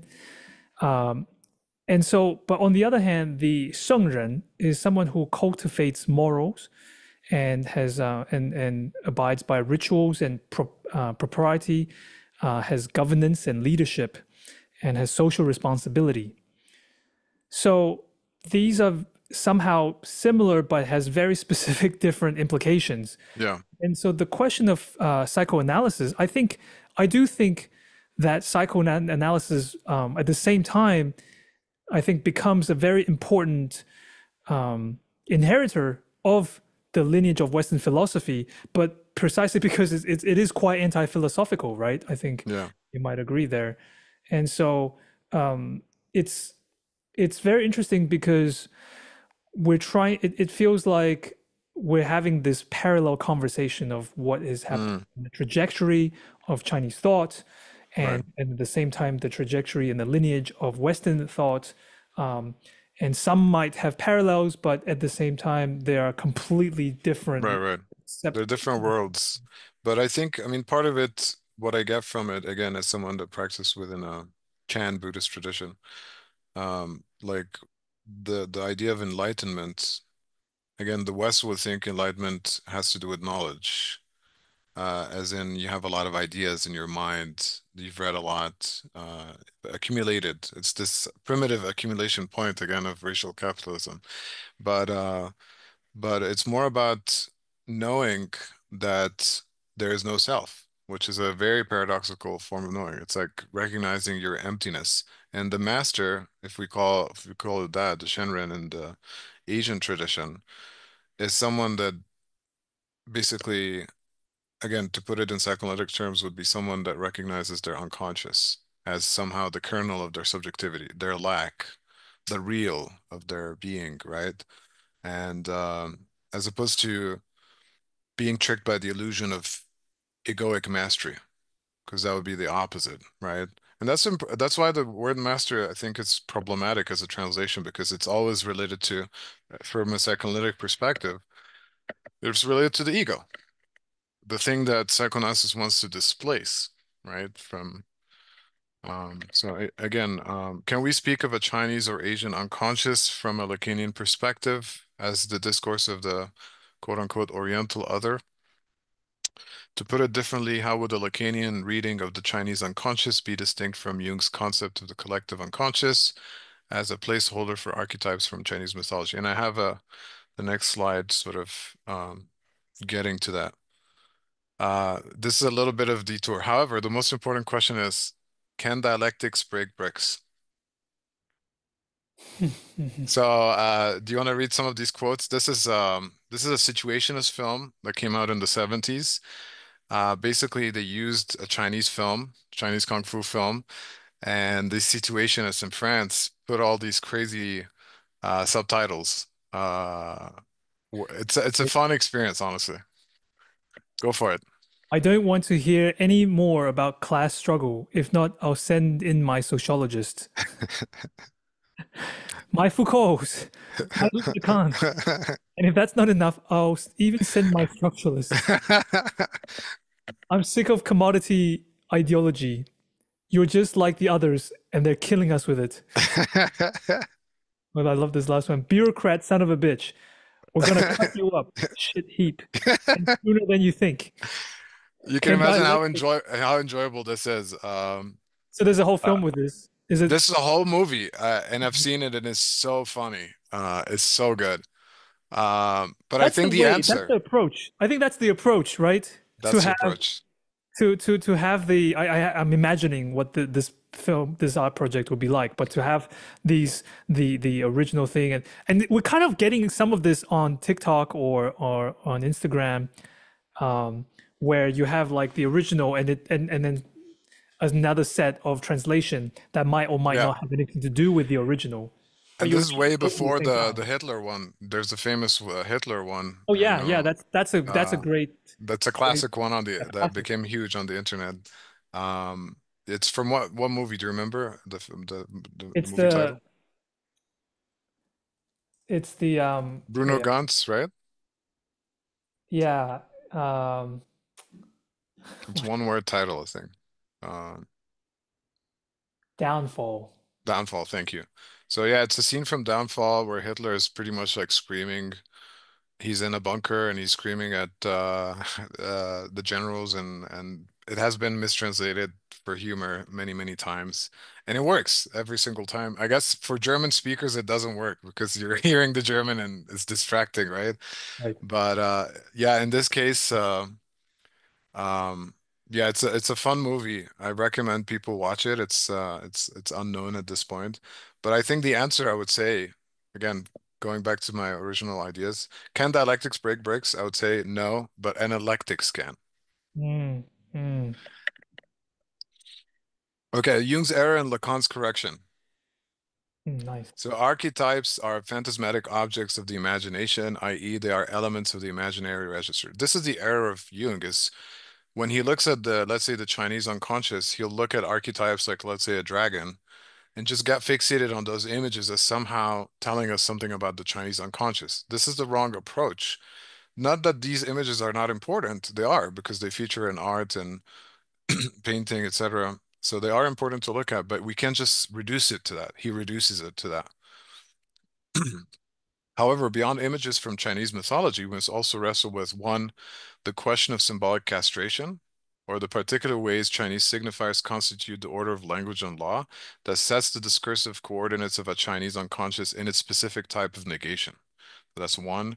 Two, the question of real impotence, or how lack is structured within the Chinese tradition, giving rise to a divine form of enjoyment beyond the mythic one imagined by Orientalists. Okay? So if we reduce it to the archetype, if we reduce it to the image, we're dealing with Orientalism, we're dealing with the mythic enjoyment of the Orientalists. But if we're able to really look at the symbolic and the real, then we can actually start getting a sense of the Chinese unconscious, I think. And that's Lacan's approach, why I think it's such an important seminar. Any thoughts before we move forward? Yeah, I was just looking up all these the comparisons between the Sengren and the Zhenren, Mm, and and how that also implicates in terms of political theory and contemporary political theory, because the two are very different. And for example, here it's saying that the Sengren as the ideal ruler in Chinese political tradition, and this is the current Chinese Communist Party embraces the Confucian Sengren model. So that's a strong, disciplined leader, and forwards the concept of the harmonious society, right? So 和谐社会, so it's just harmonious society that reflects the Confucian stability over radical change. And so we're mm, talking about breaking bricks. And so, but for the Taoist, the Zhenren is more of the Taoist ideal, which is the mm, subversive, the quiet resistance to power, and mm, has a more anarchic tendencies. mm. Talks about soft power, so flexibility over brute force. Right. Um, so, for example, the China's use of economic influence rather than direct war. So this is what's interesting Yeah. is that it's not that this is not studied or embraced. It's just that there are these different influences, right? And so this is even Yes. like when I'm thinking about, let's say in the US, you have the Democrats, Republicans, you have the right or the left from the French, but these are not the ways in which the approach is understood in China. And so in the modern example, you have this concept of the Tangping, which is the lying flat, which is what a lot of the young people are rejecting overwork and embracing Taoist passivity as a silent Mm, rebellion. mm. Funny enough, I was telling this to a Ukrainian, and he said, "Well, isn't that just CIA propaganda about trying to infiltrate the Chinese? Maybe I don't know. Maybe he knows something I don't." But here is also very interesting the way we see how the Chinese diplomatic strategy is unfolding right now, where the West is very much interested in hard power Mm, and very much forwarding on the military side and also leading in terms of dictating even economic tariffs and so forth. But for the Chinese and even the memes, right? The Chinese is just like, we're winning by mhm. not doing anything. Just Yes, don't interfere, just let things I be. love it. And so here again is like, it's not so simple of how Right. there's a one way in which the Chinese are doing The things. Chinese approach almost seems like a meme. It's like Yeah, those memes where you're just reacting to something, but it's like a burn. You're just like yeah. it's just all so it's but it's like I guess it's the wiser approach. It's like Well, they have no uh choice, I feel like. I mean, yeah. since the two opium wars, they have just been reacting and just, I mean, they have what they have, and then they've been just kind of sitting with it for Right. 200 years. Yeah. No, I'm I have to say I'm impressed with the development and I'm hopeful. We've talked about this. Right. All right, so overview. All of this, believe it or not, was a preface to So it's a very elaborate preface. I hope that people benefit from this. The point is to stretch psychoanalysis beyond its Eurocentrism to show all these connections. So I hope that folks will benefit from this presentation. So some of the things that will follow this is the overview. Freud versus China, Lacan versus China, focus on seminar 18. That's really the crux of what and I want to kind of emphasize four Chinese Lacanians. So we talked about Francois Cheng. I have something about him, Wu Datong, Fu Wei, and Wu Guanzhen. So those are four Chinese Lacanians. The last three are like active, very active today, especially. This is interesting. At the bottom here, what does it say? The Lacanian book. I need to translate this too. One second.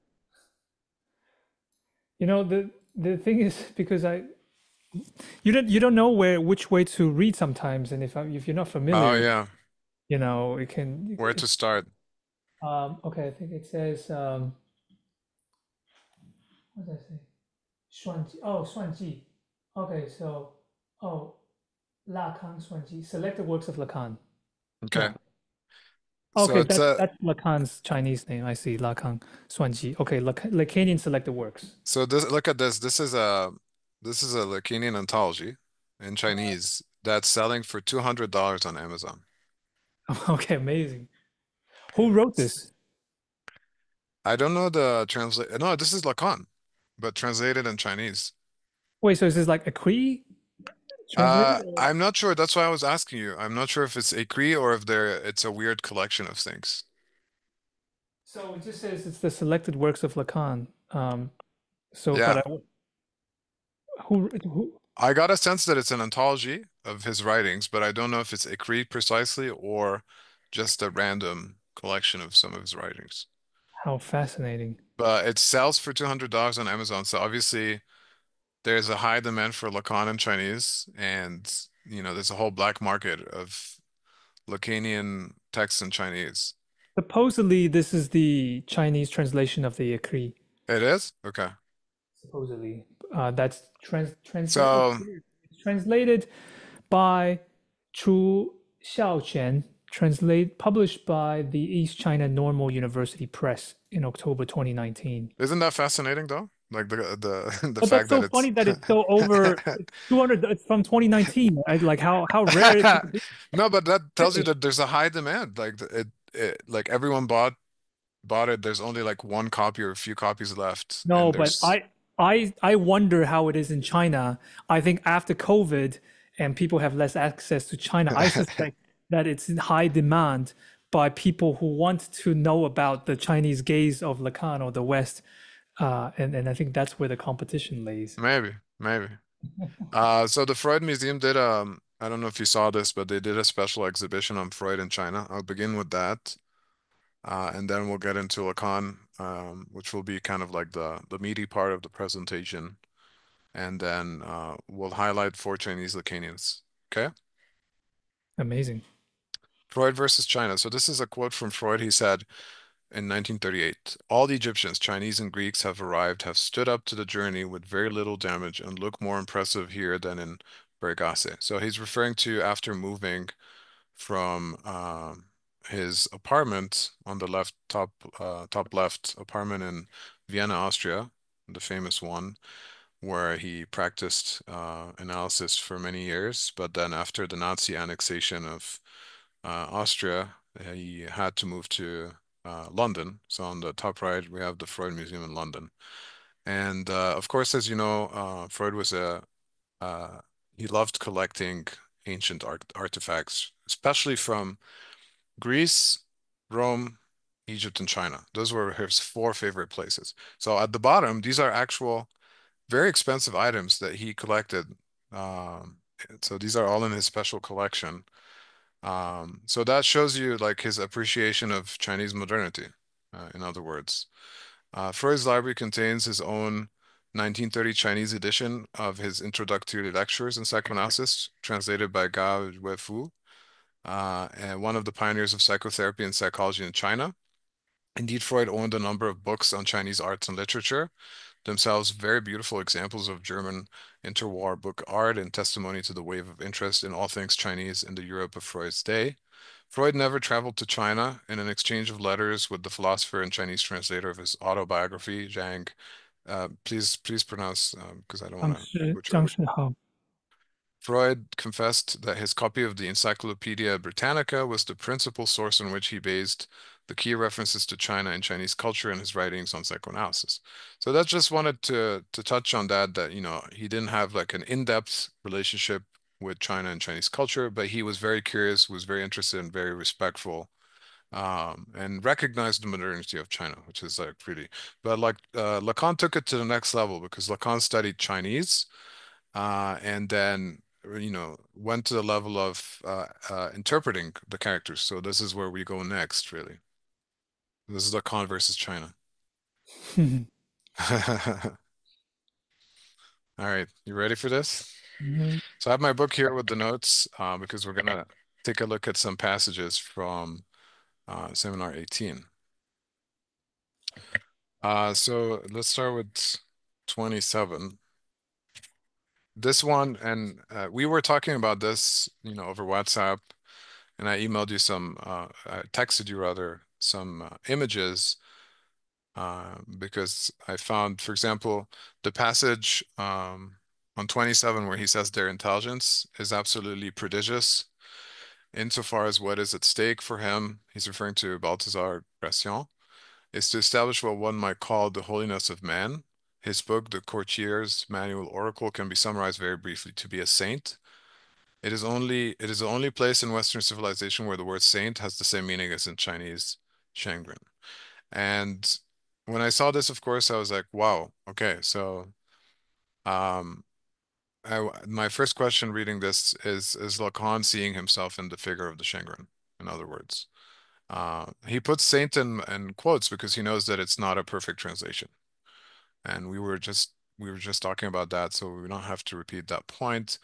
But it really gets started there, but I think it gets meaty in a few seconds. Any thoughts here? No, continue, please. All right, so I'm gonna move on to 33, where he's referring to Mencius, and he says, "If I know what's what, I still have to say simultaneously um, that I don't know what I'm saying."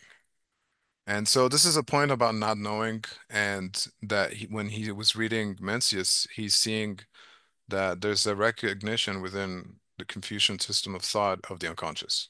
And it's like referred to in terms of like not knowing, basically.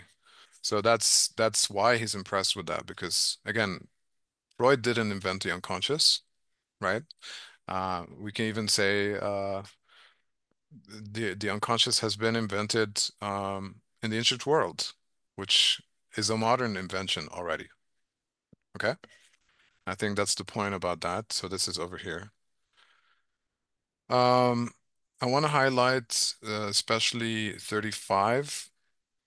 He does talk about the yang, which, the part of the yin yang in Taoism. So it presents us with a very complex model of sexual difference, wherein his model, where he has like masculine kind of versus feminine, and there's a castration in the sense that you have to choose. You can't be both at once.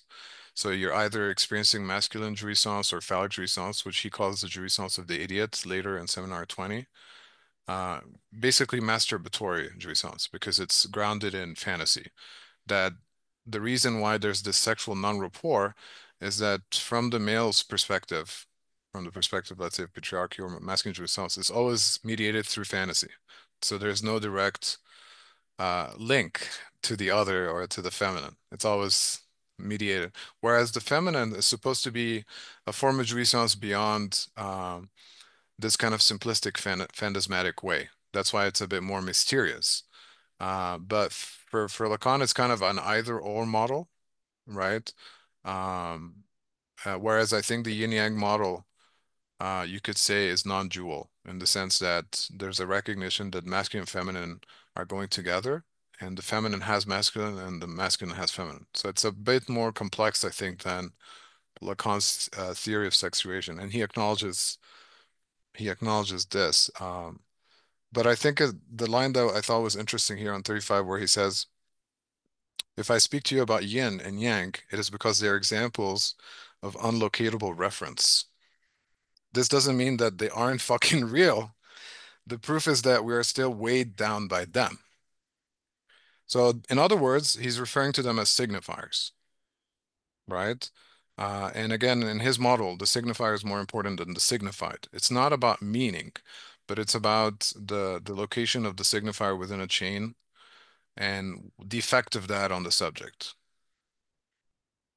Any associations on that one?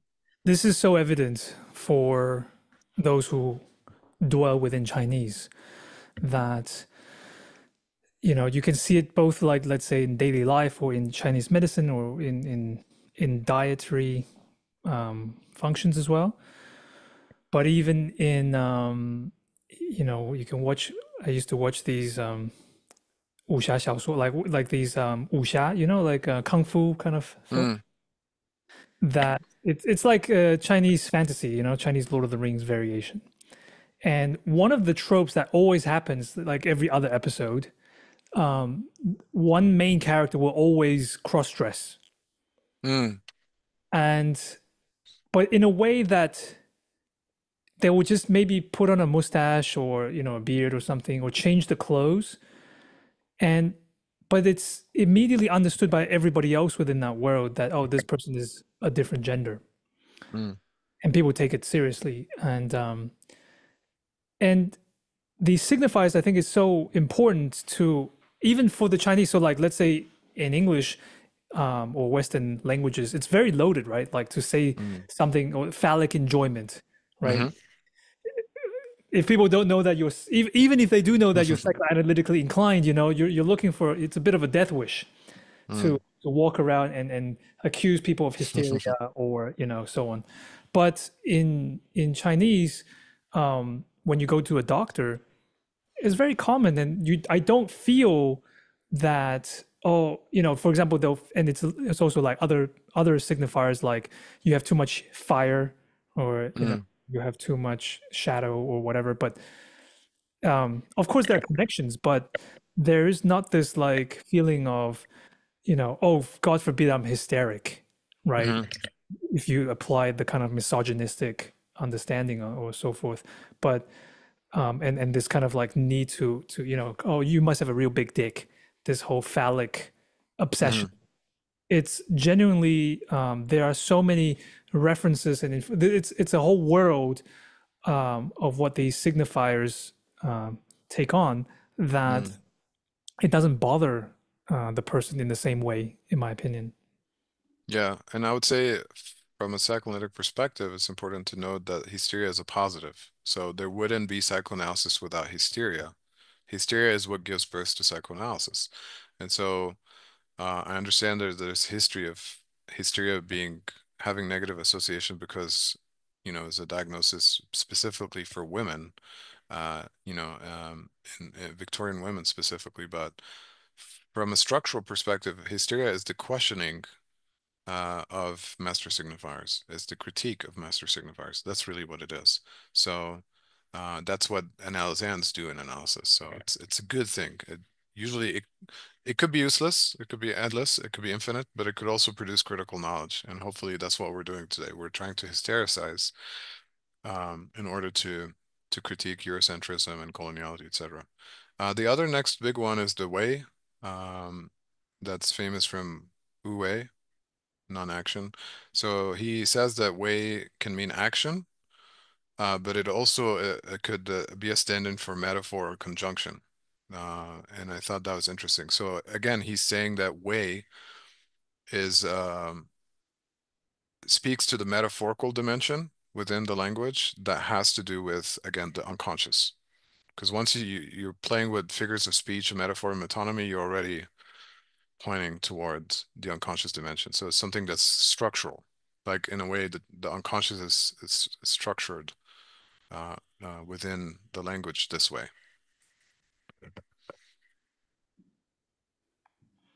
this character, I'm just remembering when I first learned some of these words, as a kid, I remember very much having to repeat and write a lot of these words over and over. And I remember very much this word, but the associations that come is not what is given here, which of Mm, course I understand and they are valid. But this is a very common word for me as a kid, is linked to wait some more, which is why. Why is something, and so this is for me also a very hysterical mm. concept because it's demanding knowledge from the other. Um, and so the references and the connections is a bit different to my first exposure to this character. Mm.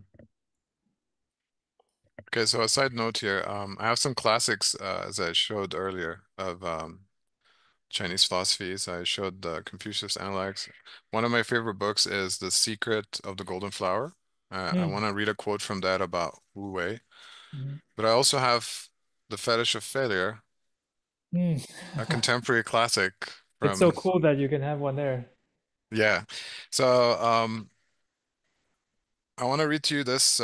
So the original is supposed to be, and again, I'm gonna butcher it, but you'll correct me. Tai Ai Chin Hua Tsung Chi, The Secret of the Golden Flower. And you can pronounce it the correct way if you don't mind. Wait, I need to see it though. Um, can you look it up on your end? The Secret of the Golden Flower? Mhm. Is that just the title?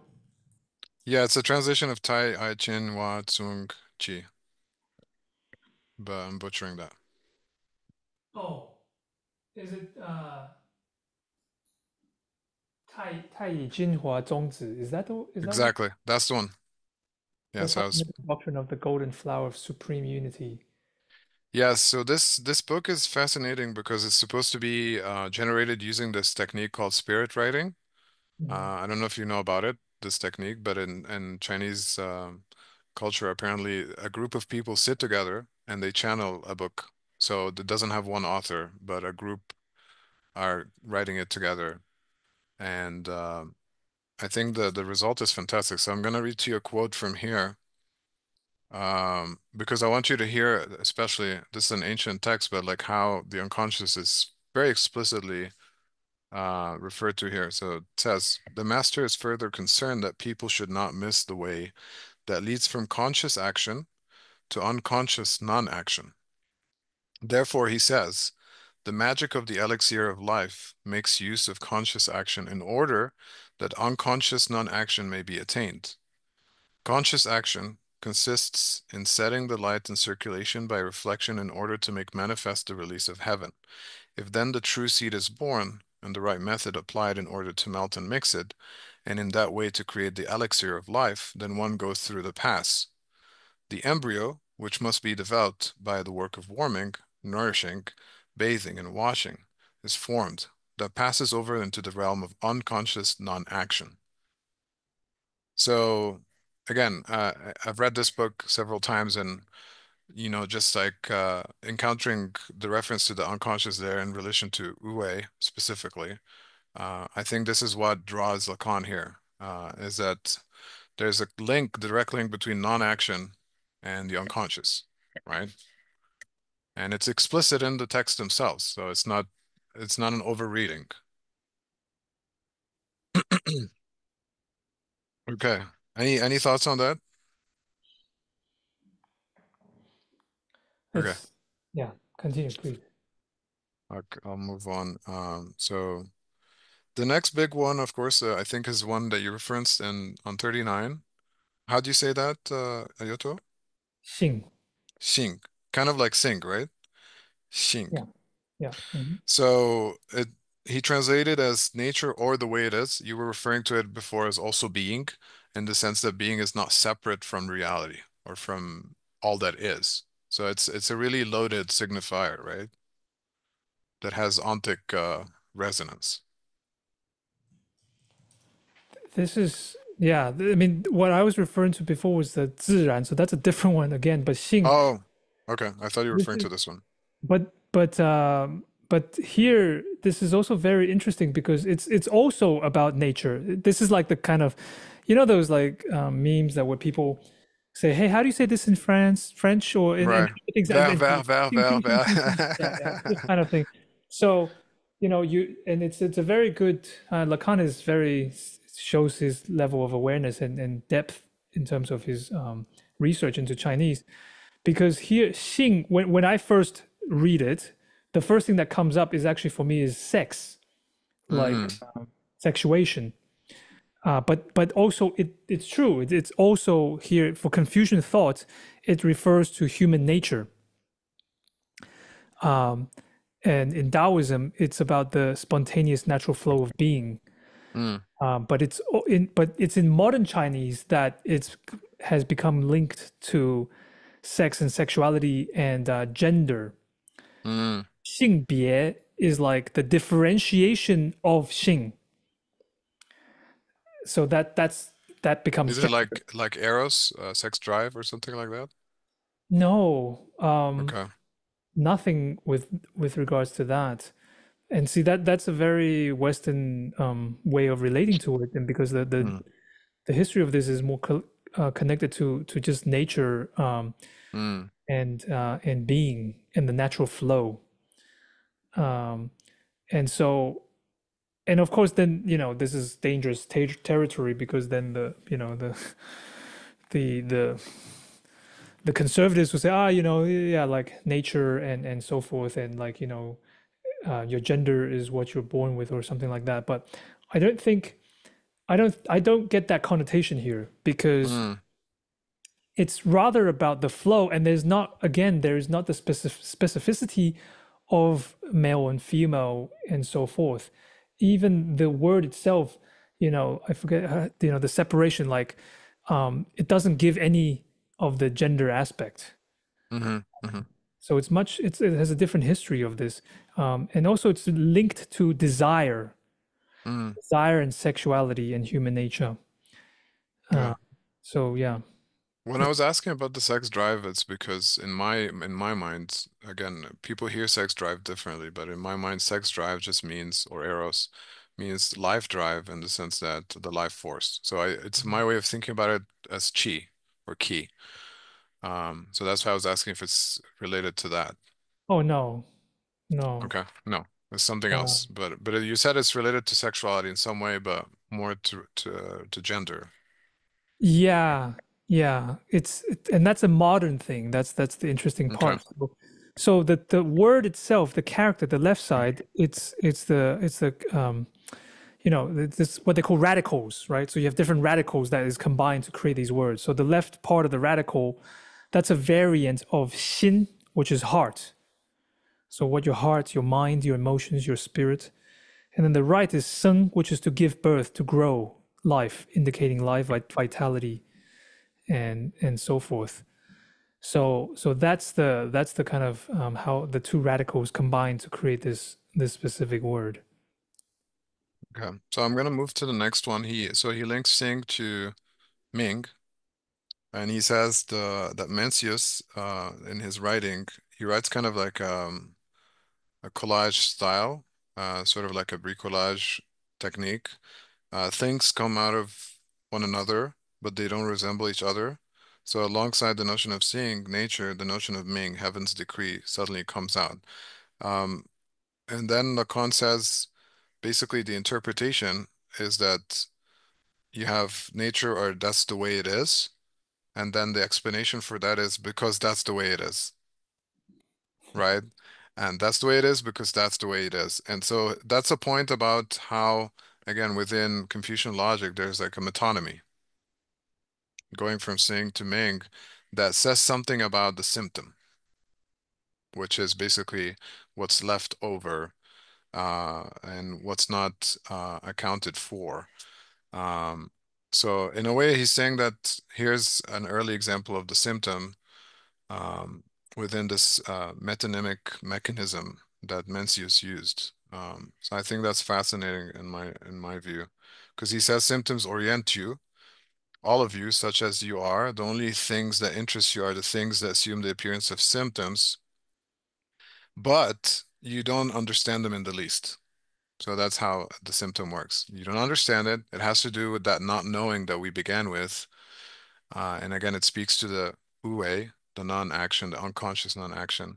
And again, all of that is recognized. So this unconscious dimension keeps reappearing within the Chinese characters and the Chinese symbolic order, in other words. Here, I suspect, like for the Chinese, that it's expressed not so much verbatim as a concept of unconscious, right? So, for Mm, example, Ming is, directly can be like life, but it's also fate or destiny or decree. So here, the Ming, it's very much it's refers to a lot of times it's external structuring forces or the will of heaven. right. So it's the Tian Ming, so from the heaven, the like heavenly decree. And I think what happens with also going back to even like, bring back the so-called Judeo-Christian Mm-hmm. values, and you can see this playing out very much with, let's say, Zionism, but also the evangelical kind of way, so-called secularism. There's a kind of the direction is a kind of essentializing kind of way of thinking, and in this way, I think it creates more and more of a separation and segregation for a subject with their unconscious. And in the day-to-day kind of interactions, like I remember when I speak to my parents, especially my mom, a lot of times there is this like the Thais, they say like sabai sabai, or in Japan Mm-hmm. they have a different there's like it cannot be helped. Mm-hmm. There is a much more Inshallah in Arabic, yeah, right? inshallah, exactly. And it's very much worked into the daily life. Um, and I think the West could have it can easily translate that or kind of relate to that as if people are naive or backwards or superstitious, right? But I think it's you can see how fundamentally it's structured differently within the language, how Mm-hmm. we relate to the so-called unconscious or things that is beyond the ego. Well, I think too that while Lacan thinks this is genius, this sort of metonymic move, is he's saying that the Chinese basically since ancient times have recognized the dimension of the symptom Yes. in this in this conception. So by saying that's the way it is because that's the way it is, you're referring to something that you don't understand, the symptom, but you know this or it's orienting your desire nonetheless. And so it's a very sophisticated statement. And so I think in this whole section, basically, it's called Against the Linguists. If I were to summarize it, he's basically framing Mencius against the linguists, and the linguists for him are people who are dealing at the level, trying to deal at the level of meta language, of basically trying to think about language from outside of language. And he's saying that that's not possible, and that's why he says there is no meta language. Why he thinks the Mencius approach is better, because it's a recognition of not knowing, unconscious non-action, learned ignorance, if you will. It presents an ultra-modern perspective on the unconscious that recognizes the symptom, but also he says, he talks about obviously the Marxist concept of surplus value or profit as the symptom of capitalism, right? And he talks about surplus jouissance as the symptom of discursive subjectivity. So for him, why he returns to Mencius is because he sees the coordinates of discursive subjectivity and the recognition of the symptom as surplus jouissance. It's all there in the words and in the concepts and in the metonymic displacement. I think it's helpful in Lacan's position to be able to analyze this, to be in the analyst position of the Chinese language. And it's rare because you require simultaneously quite deep understanding, but also that it's not your mother tongue to make these connections. So imagine if you attended this in person in 1970 or 1971, he would be going to the board and writing those characters from his mind. And that's how good he was, how proficient. And Mhm. there would be Chinese people in the audience who can, actually question him or offer like a challenge. And so it wasn't like he's just like one person that knows this. Like it's a different time. It speaks to, I think it speaks to maybe uh, again why I framed it in relation to Said's Orientalism is here's an example of a non-Orientalist approach of how we can, Yes. and this is good. This is helpful. This is good. Okay, so moving on. So this is a big one. Writing in truth. He really, and so on the left is what he writes on the board. Again, it's impressive to me that he's writing this on the board from his mind. Um, Lacan seminars, of course, as people might know who are listening or watching, are way better than his writings. He referred to his écrits as poubellication, as a reference to poubelle and publication at the same time. Poubelle meaning trash, so it's like trashings or so because you're overthinking, right? And at the end of the day, his thing, again, going back to his theory of language, is there's language. Language has effects, and then you have speech.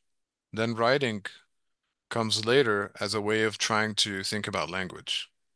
And that's why there is no meta language, because what writing is doing is it's going back to think about language effects through logic and through graphs and all of that.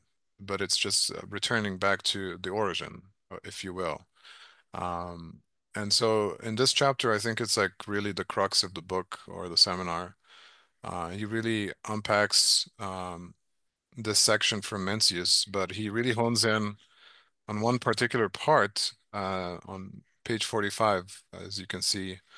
That's the section from the one on uh, earlier. He just highlights one bit of it. So I want to talk about that because he unpacks it to understand something about the function of writing. So if you don't mind looking at 45, are you able to unpack that for us, like the characters? Yeah. 天下之言信也. I need to double check this. Um, here we go. Yeah, 天下. So first is 天下, heaven, sky, Mm-hmm. um, and the 知 is like of, and 言 is of language, so of and of nature, and of the final particle of the sentence. So the speech of heaven is nature, or what is spoken by heaven is human nature. So that's a pretty big implication. Yeah, so he's translating as what speaks about nature under heaven. Mhm. Um, and so the way I kind of unpack this again discursively, I refer to the heaven as kind of the S1, like in the position of semblance or in the position of the agent. And you have language and speech at the bottom of that. So that basically refers to divided subjectivity, a subject divided by language. Um, and then um, and then you have the nature of speaking beings. So what's fascinating again, the reference to nature, going back to this point about nature or ontology or being, he's saying that it's specifically about speaking beings. It's not just any kind of being, but it's about speaking beings. So there's a recognition again of the discursive subjectivity and divided subjectivity within Mencius here. What are your thoughts on that? I was just thinking about something else because it's about the Tianxia, and this is a big different tangent, but just to kind of Mm, bookmark because the question of Tianxia and the Chinese history and let's say the the the holy courts, because when we speak of Tianxia, are we speaking, what are we actually speaking about? And the heavens, what is the heaven? And again, in English, so English Christian perhaps, when you think of heaven, it's a very different world because the emperor is the helm, right? And there's also the emperor of the universe, and this becomes glaringly problematized in the infamous Journey to the West, right, of the Mm, Sun Wukong, the Monkey King, and because there is the question of the arrival of Buddhist teachings. And in that story, they incorporate the Tianxia, they incorporate the emperor of the heavens, but it's a separate thing to there's a larger the arrival of the Buddha, and that goes even it's not even above or beyond or who he the Buddha has more authority or power. It's like another dimension, and there's a very much there's a respect to that. Um, and also this question of the Monkey King who was acting out and then got immortal kind of like things and because he went to the heaven and ate the peach and so forth. But so this is all to say that there are it for me like the Buddha almost was like an arrival of another of the real. So mm, there's the kind of symbolic structures of the emperor and everything under the heavens and so forth. But then arrives something even more unexplicable, the Buddha, and mm. the a lot of the new wisdom that is coming from through the translation of the monk and of Buddhism, and how that has began to affect the region. So that's kind of a little bit I was like tripping and thinking like Mm. it is a very big, large world. I love this point at the bottom of 45 where he says, insofar as it is in the world, insofar as it is under heaven, language is what constitutes sing, nature. So again, language, speech, that's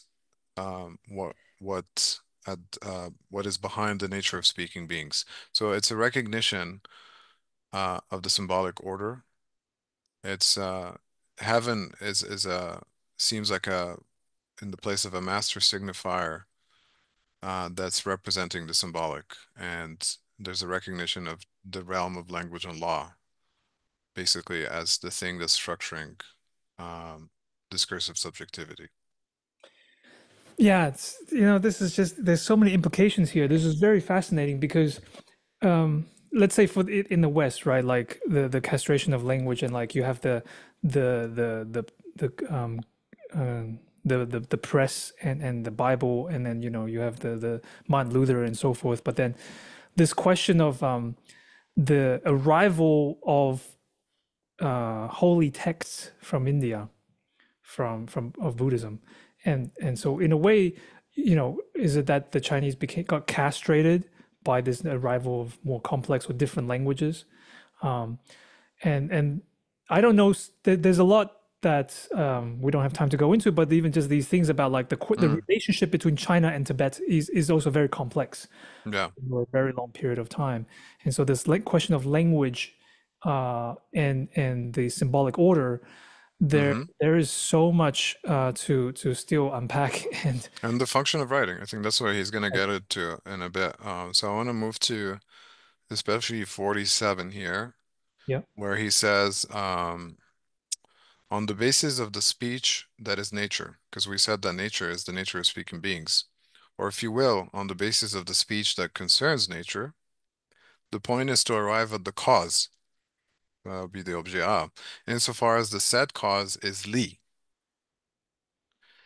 As regards to the effects of discourse, or as regards what is under heaven, what is under the sky, what comes out of this is no other than the function of the cause insofar as it is surplus jouissance. So again, the way I broke it down in schematically in the margins is like heaven is a discourse, a chain of signification. It's basically that's what it refers to, the signifying chain. That's heaven. And below that you have speech, divided subjectivity in relation to nature as the objet, the nature of speaking being the kernel of the subject, that thing that you can't say, right? So Hmm. it's all there. It's all there. Um, okay. It's fascinating. So moving on to 48, where he kind of breaks down Ue, non-action, through the endless discourse. So he says the analyst discourse is nothing other than the logic of action, right? We can say also or non-action. That is what makes writing different from speech. Speech has to be added back into it. In order to be understood, writing has to be seriously layered over with speech, but naturally, that cannot occur without theoretical inconveniences. He says it is truly odd. This is a kind of a funny side note. It is truly odd that the person who was literally convulsed by the title of his book, Ekri, was a Japanese woman. But he has this thing about, again, speech before writing, and then writing produces graphs or schemas that are logical ways for dealing with language or speech. It is via speech. This is 49. I'm moving on. I don't have 49 here, so sorry about that. But in 49, he says, it is via speech, of course, that a pathway toward writing is paved. The graphs are comprehensible only as a function, um, I would say, of the least stylistic effect of my Ikri, writings that are, in a sense, stairs that allow access to the graphs. So ultimately, it's a kind of the sequence, speech, writing, graphs, or schemas, right? And what is at stake in is speech, insofar as it tries to pave the way to these graphs. So the relationship to truth that results from what is known as free association. So in other words, um, it is we reach truth, subjective truth through free association, through speaking. That's our nature, the nature of speaking beings. But of course, we can only half say because there's the objet a as the nature, the way it is, right? Um, okay, so he gets into the symbol. Is it C? How do you say that? Yeah, but So, um, this is, hold on, I need to research this because this is like just a radical, um,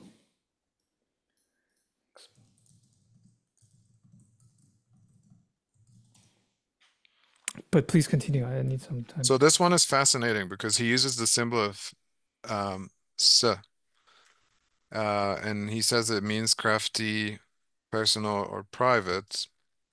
And he breaks down this character into three parts on figure 4.1. He says at one, you have the effects of language. That's where you start from. Then you go down. So it's a kind of a point about calligraphy and the logic of the character itself and breaking it down in its complexity. So you start with the effect of language, then you go to the source of power, which is two, and then you move to three, which is the fact of writing, which is another way of putting it is to say what is written. So in Arabic, for example, there's this concept of maktub. You see it in Paulo Coelho's The Alchemist. Maktub, what is maktub? What is written? In other words, is to say what is under heaven or what is destiny or what is fate. It's written, right? But what is written is ultimately a questioning through logic of the effects of language. And the effects of so there's kind of a recursive move. It's like a cycle going back to the effects of language. Um, for him, this move from one to two, from the effects of language to the source of power, is the dimension of truth as the big other.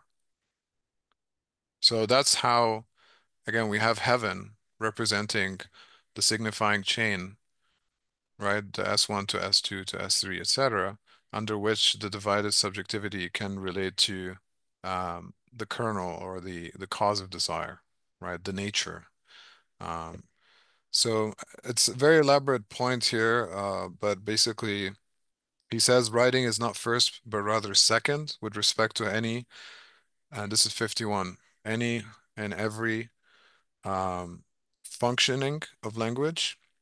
Without writing, it is nevertheless impossible to question anew what results first and foremost from the effect of language as such, in other words, from the symbolic order, that is the dimension of the truth as other. He says also, he spells dimension as dimension, meaning of the mansion, to say that dimension of truth as the other has to do with power and has to do with prestige and has to do with buildings and has to do, and I know also like again because I looked at some documentaries about Taoism. Like there are like these temples up in the mountains, and they're simulating the experience of going to heaven. Like Taoist temples, you go up really a long way, climbing up the stairs. Um, and that's the dimension of truth as the other, right there, like embodied in this way, right? But ultimately, that's the physical embodiment, but there's a metaphysical dimension about how it structures speech and subjectivity. And that's what he's trying to get at, is it's in the characters themselves and how you draw them and what they do, how they work on a subject. So, any thoughts on this? I know it's pretty loaded. Yeah, I mean I think this is the part where it's very Lacan and very French, where you know, this character, I mean, this is not a character, this is if you will, maybe at most a radical, and I'm even trying to get AI to like find what else could be, but it's not anything that neither the AI nor me can really find the root of it. So but I go with his reasoning and rationale, and it's maybe not, I don't know, that's but still an interesting way of thinking about it. But for example, there is and then here it can get we can get interesting in terms of genealogy. For example, my uncle, he has a very good, very beautiful piece of work where they write the word dragon in like, I don't know, like 80 different ways over time, right? The different ways that the word has evolved. And as you know, right now we in China they have the most modern contemporary version, which is the simplified. And in Taiwan, there's still the quote unquote traditional, but it's not Mm, just these two. There's an ongoing evolution. But there's the question of simplification, because the question is how to educate the masses, because it's such a mm, complex writing system hmm. that for most history, for most time, people were not able to be literate. And so, you know, there's this kind of very fast evolution that has happened in the last 100 years with the language. So a lot of this is going to be even more and more cryptic and, uh, Yeah. you know, fuzzy, because we're going to, and now also, even for myself, like when you're writing Chinese, you just do the pinyin and you do it on the keyboard and whatever, and everybody does Mm, it that way. So right.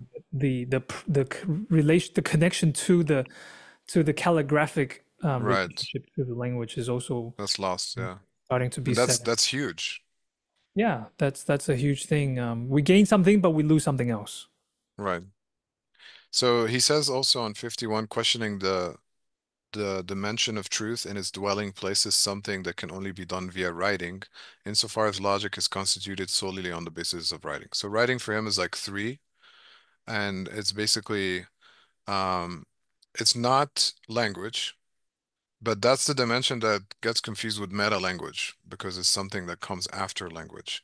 But it's the position from which you can question language.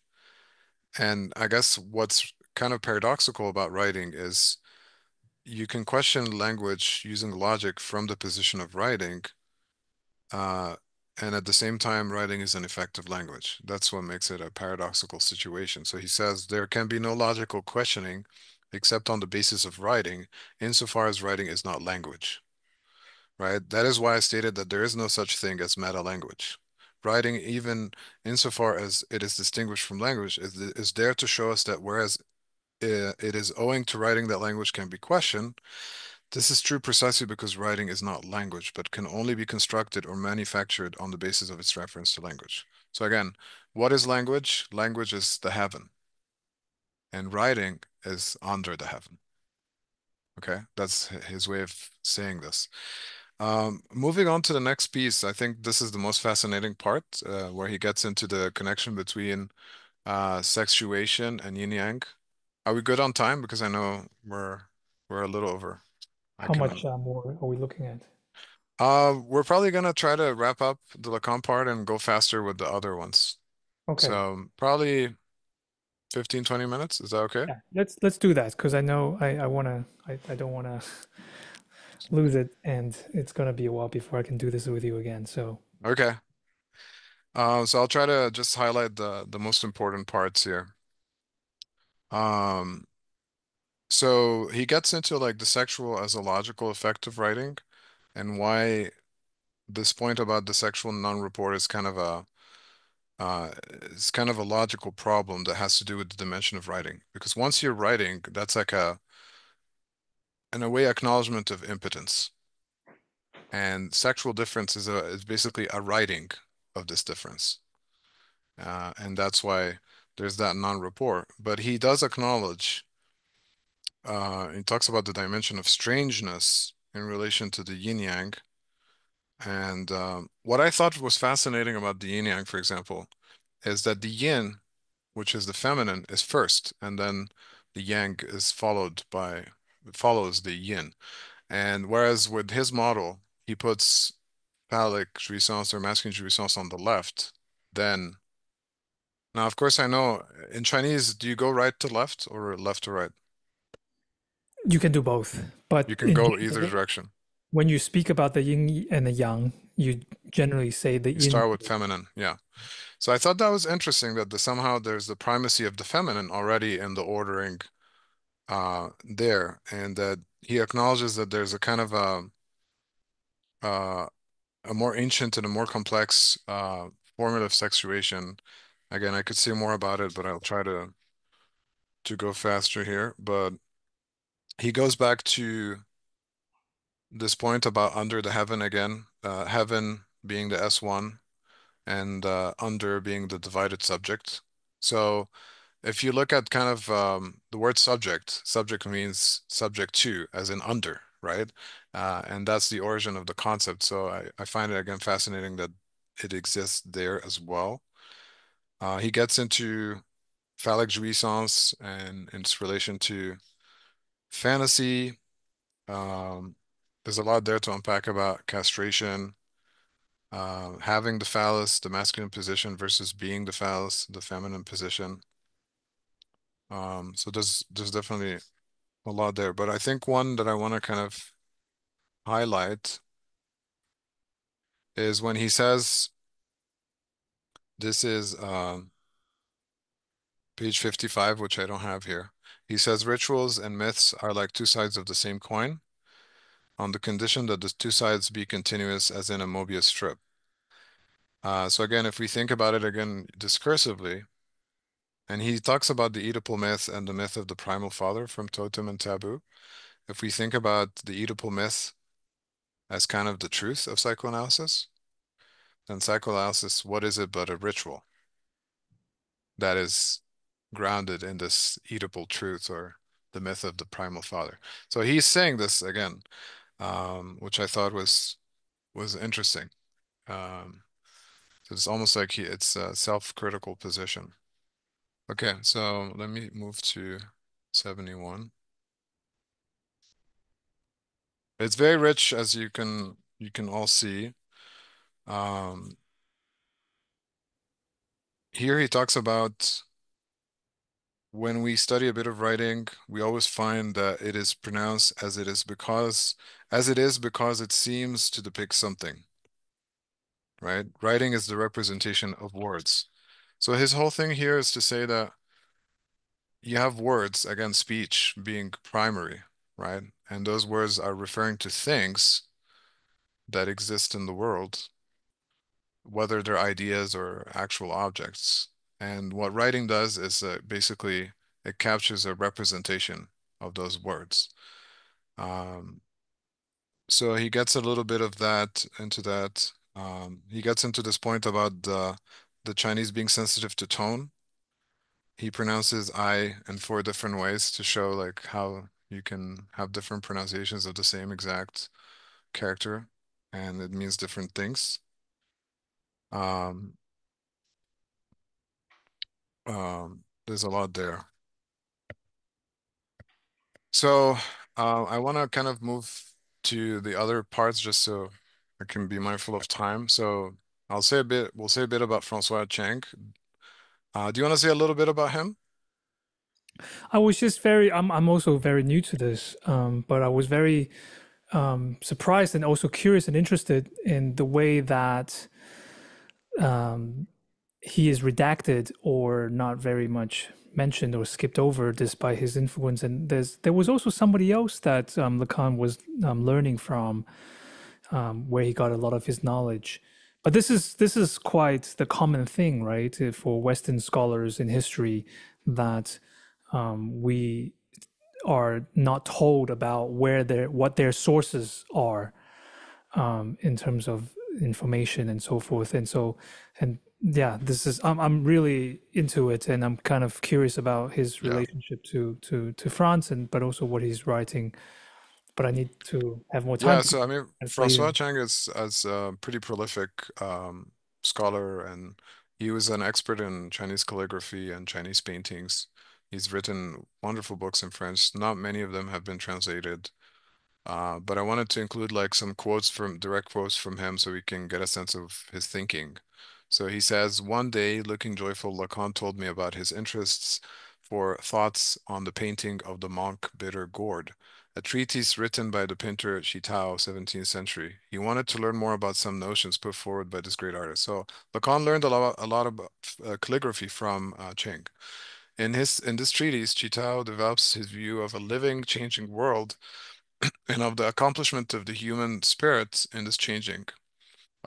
In this context, the artist, through the art of the brushstroke, has the mission of establishing the link between the human soul and the soul of the living universe, bringing together man's drives and the pulse of the world. We started by examining for quite some time the notion of the single brushstroke. On this occasion, Lacan displayed his fascination with Chinese calligraphy. His primary question, how can the brushstroke be the link between man's or woman's becoming and that of the universe? The stroke constitutes a living being with flesh and bones. It must be animated by the breath spirit, like the universe itself.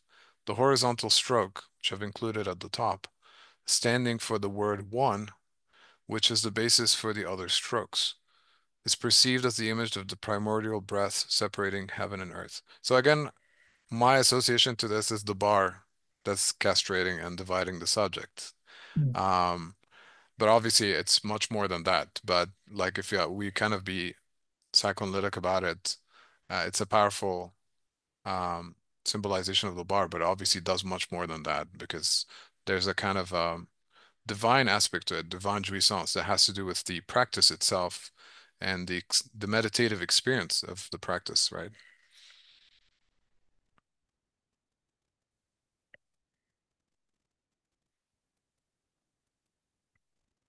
Okay, so this is Francois Chang engaging. He was also a master calligrapher, not just a scholar of calligraphy, but he himself has wonderful works. And I just wanted to highlight some of his works here, like Empty and Full and The Breath Becomes a Sign, Chinese Poetic Writing. Very prolific. I think people need to engage with him more and get over their Eurocentrism and neglect of non-European thinkers and so I'm encouraging folks to go out and again, part of this effort to look at some Mm. Chinese Lacanians like Wu Datong, who wrote a Mhm. book called La Chine sur le divan, China on the Couch, published in 2008 in French, which is interesting too. He Yeah. didn't write it in Chinese, right? And his main thesis is that the unconscious is structured like Chinese writing. So this is his revision of Lacan. Lacan said the unconscious is structured like a language, right? That's Lacan. Datong is saying the unconscious structured like Chinese writing, more specifically. And so I have some highlights and I would like you to guide us through them in the next slides. But he says the Chinese language depends much more on writing than inflectional languages such as French, English, German, etc. Now, what interests us here is this, the structure of Chinese writing being more complicated than alphabetic writing. It offers us a key or a new point of view to understand the formation of the unconscious. That is to say, an analysis of the construction of the sinogram can help us to understand the structure of the unconscious, its splitting, and its operations. So again, I don't think Lacan would disagree with him because that's clear from Seminar 18. So do you mind reading this? The mechanisms of the composition of sinograms follow the two major mechanisms of dream work proposed by Freud. condensation and displacement. In this present article, which is the continuation, we want to continue to demonstrate that the different categories of Chinese writing represent the different levels of the unconscious, and this is therefore structured like Chinese writing. In the previous text, we proposed the following diagram to schematically express the trigonal relationship that exists between the sound, acoustic image or the signifier, the figure, visual image or visual signifier, and the signified of the Chinese character, see figure 1. A concrete example of the tree pictogram, which can be written like this, see figure 2.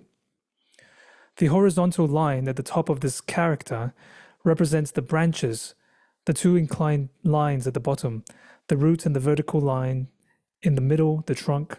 That is to say that the tree pictogram is like an abstract drawing of the tree.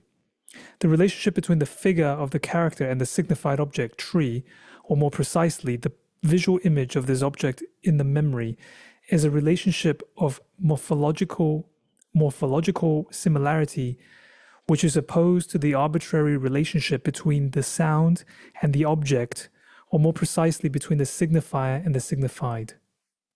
So the tongue here is kind of revising Ferdinand de Saussure's theory of linguistics, structural linguistics, which is the basis for Lacan's theory of the unconscious. And he's doing this obviously through looking at Chinese characters and providing a very rigorous analysis and he continues. So if you don't mind, I'll let you take over the Datang section.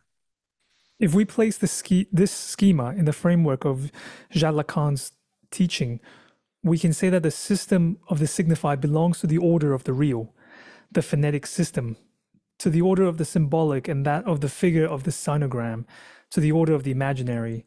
We therefore have another following schema, see figure 3. This means that the relationship between the order of the real and that of the imaginary is a relationship of similarity, or that of metaphor. The relationship between the imaginary and the symbolic, and that between the real and the symbolic, are a relationship of contiguity, or that of metonymy. That is to say, by taking a concrete example concerning the trigonal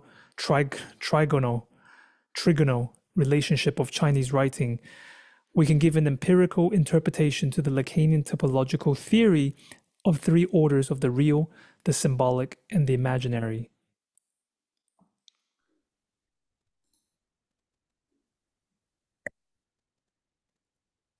So there's a little bit at the bottom there. We must assume that there exists first a disjointed state of these three independent orders, which is the deepest basis of the structure of the unconscious. As the psychic system evolves, these three orders begin to link together. This connection constitutes the second stage of our unconscious. So he has a very complex theory of, different, kind of like the complexity of the Chinese language mirrors the complexity of the Chinese unconscious. In other words, there's Yes. it's layered, it's multi-layered in a way that's hard to imagine for, let's say, an English speaker, a native English speaker. And he tries to really explain it empirically, all these levels of complexity, if you don't mind. At the level of writing, the phenomenon that a single sound represents many sinograms was expressed through borrowings. These resulted from the break that occurs between pictograms and their signifiers.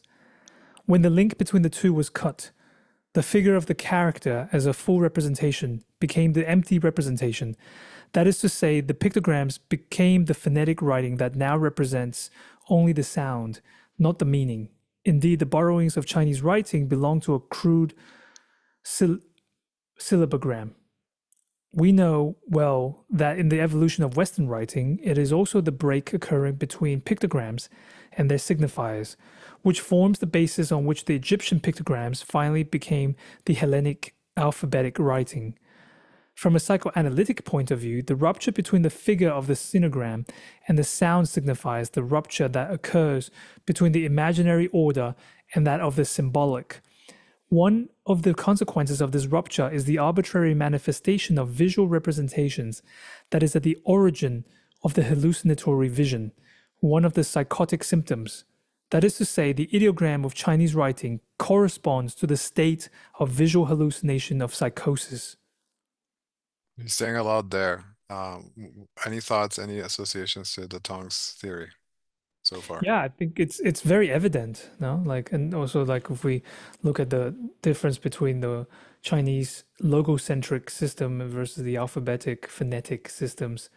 And this is also, I think this is also the part where these things, I get the sense a lot of times when we're a lot of these concepts that is being discussed on this part in Western um, groups, it seems so obvious from the Chinese side because that is the way it is. And also the fact that, for even today in China, that in the different regions, you'll share the same writing system, but you cannot understand each other on the level of this of the speech.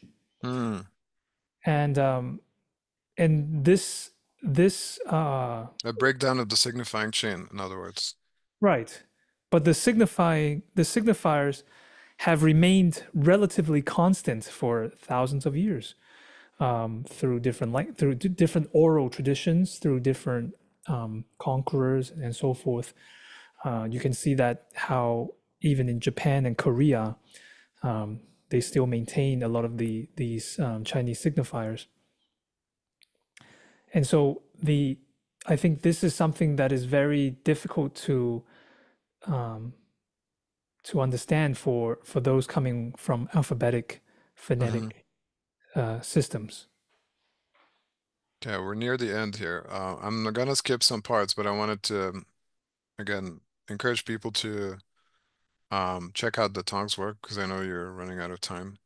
But he goes into like very empirical examples, like the symbol for Ma, Right. um, how it's composed of two pictograms, and then the left one is the pictogram of a woman, and the right one the pictogram of a horse, right?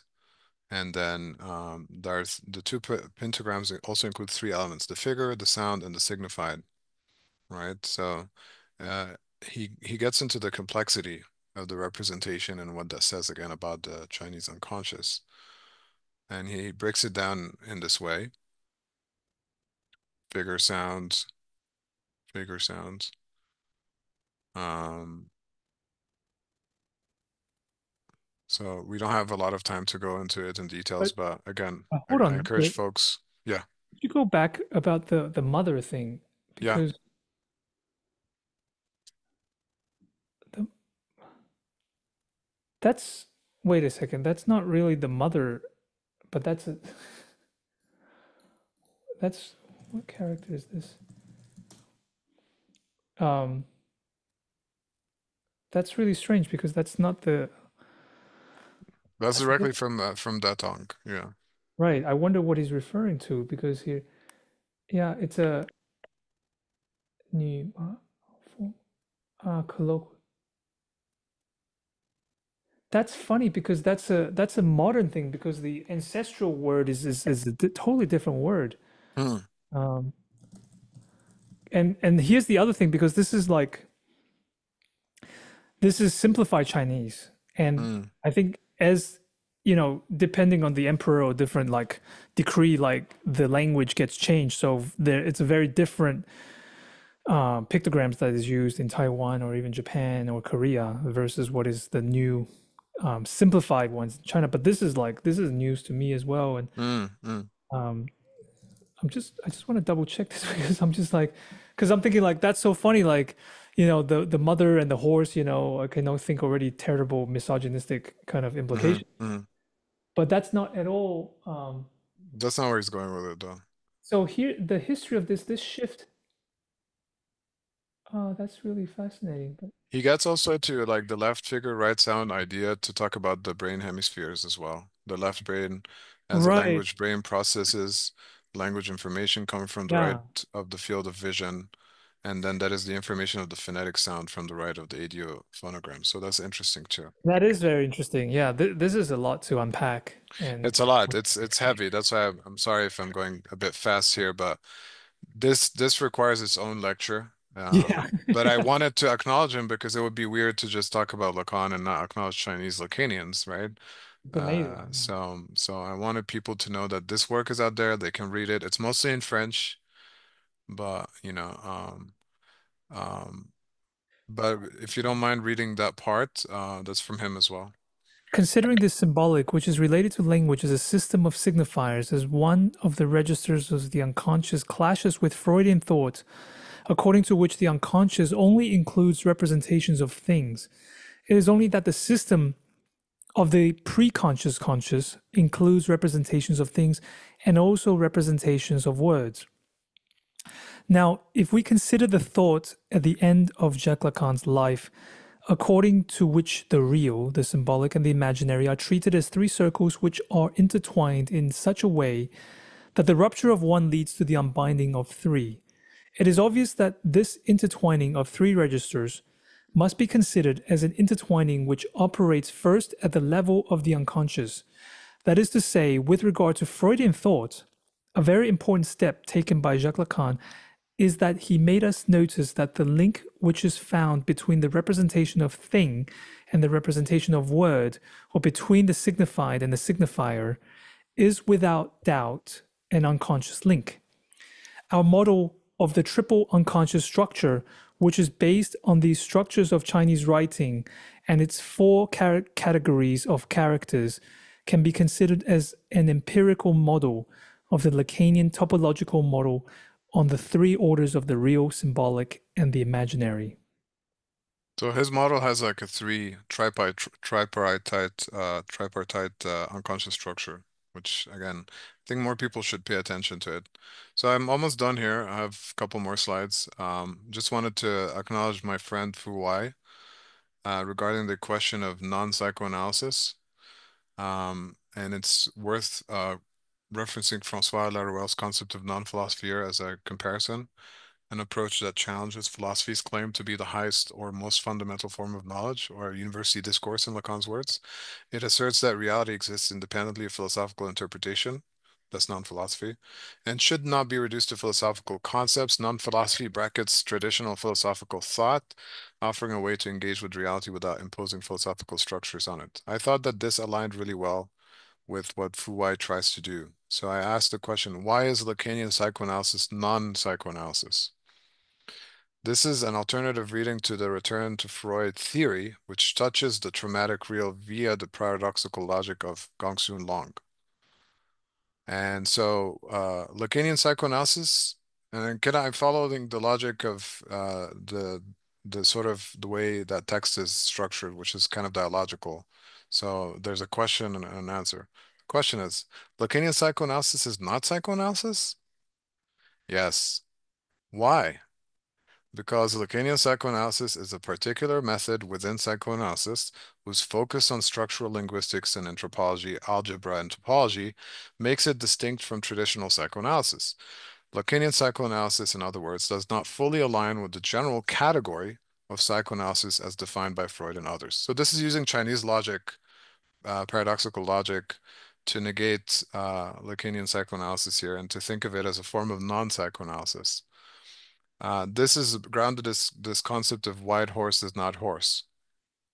And again, Fu Wai was telling me that you don't have articles in the Chinese characters, so it wouldn't be. It's often mistranslated as a white horse is not a horse, but I think the literal translation is white horse is not horse, right? And so there are no Not even articles. it, I Yeah, think it go can ahead. be even more simpler, not even is not. It's just uh Not not. right. White horse, not horse. So there are no articles in the Chinese language, and there was no punctuation in ancient Chinese. The same character could denote its verb form, adjective form, and adverb form. That possibility, I think, opens up all this metonymic symptomatic possibilities, right, and subjectivity. Could at the same time mean the concept, the essence, and the member, for example, ma, horse. And that's, I think, what Datong was referring to, can represent horse, the category, a horse, the member, horseness, to ride a horse, and to regard something as belonging to the category of horse. So a white horse is not a horse is a mistranslation in this sense. And the lack of articles signifies, in my opinion, maybe the ambiguity of the real. Um, So that's how I read that. Now, this is the final slide. I don't know if you're familiar with his work, Guanjun Wu. No. So he wrote this really cool book called The Great Dragon Fantasy, a Lacanian analysis of contemporary Chinese thought, published in 2014. And he says Lacan studied ancient Chinese classics assiduously, including Tao Te Ching and Mencius during 1969 to 1973, when his own thought was reaching maturity. Lacan's idiosyncratic interpretation of Mencius is often regarded as a simple misreading, but Wu defends Lacan's reading by treating it as a psychoanalytic reading, which further develops a reinterpretation of ancient Chinese thought by revisiting primarily two major disputes, Mencius versus Junji, Confucianism versus Taoism, through a Lacanian interpretive method. The research findings reveal the possible latent side of ancient Chinese thought that has substantially formed what Lacan called the Chinese unconscious. So this is kind of like a great effort into thinking about the Chinese unconscious by a Chinese Lacanian. Um, so I kind of wanted to leave it with that to acknowledge the work done by Chinese scholars today. So any final thoughts or associations? Well, We Robert, come I to mean, the end here. I I I think back and link back to the very beginning of what's his name? Mayor Rob or Bob or whatever his name is, about that China is the new Islam. Oh, Bill And Maher, yeah. Bill Maher. and and I think that's such a great quote. I think it's very precise, as beyond the racist part, of course. Yeah. Uh, in that, like, it's similarly how the West has over thousands of years repeatedly eliminated, hidden the Islamic influences and all the things, but also how it required Islam to forward a lot of its thoughts and ideas. And here with Lacan, that it's very fascinating the cult of Lacan that he inspires in people today. But as you have provided today in this lecture, that can be expanded into a whole lifetime of work, and people can go and hopefully and create the curiosity. Is that is also similar to the how the society is happening right now, right? Like the continuation and the forwarding of any kind of research and idea requires this internationalism, and very much so a big part of it in China and with the Chinese. And the Chinese are ready because they are able to speak Western languages, and they're involving themselves with all of the technology that the West has provided. But the West is completely stubborn and unable. I think there's a limitation. There's a it's not even a question of will. I think it's for many people, it's simply um, because of this asymmetry of power for such a long time. I mean, who has the ability and the capacity and the time, like Lacan, to dedicate himself to different modes of language? But the crazy thing is that there are plenty of Chinese people around that are willing to have this dialogue. So I think not Mhm. just the implication, of course, we're here nerding out on Lacanian psychoanalysis, but I think the implications of this is really you can see the same recursivity in every other field, really, that is happening. Mm. And I think that's what's so exciting and time to be a sinologist, and to really explore that avenue. I hope that I convince people that Zionism is the solution. And also, another way of rephrasing Bill Maher is to say China is the new other. But I would say that China is the old other, has always been the other.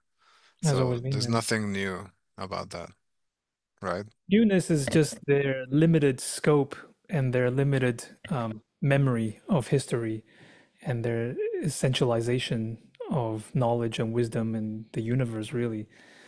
But and I will leave this other big aspect that I do think is important, that this question also on the signifier of the indigenous, Mm, I think is very is also a typical trap for especially Western liberals, I think, Mm, where it's not to say that there is not the importance, and I think this is something that the Westerners, the settler colonialists, has to reckon with, right? With all of their issues of colonization and genocide, mm, elimination of indigenous knowledge, but to not get lost in, because it's the two sides of the same coin, right? The Bill Maher versus the liberal person who is very much fetishizing the indigenous.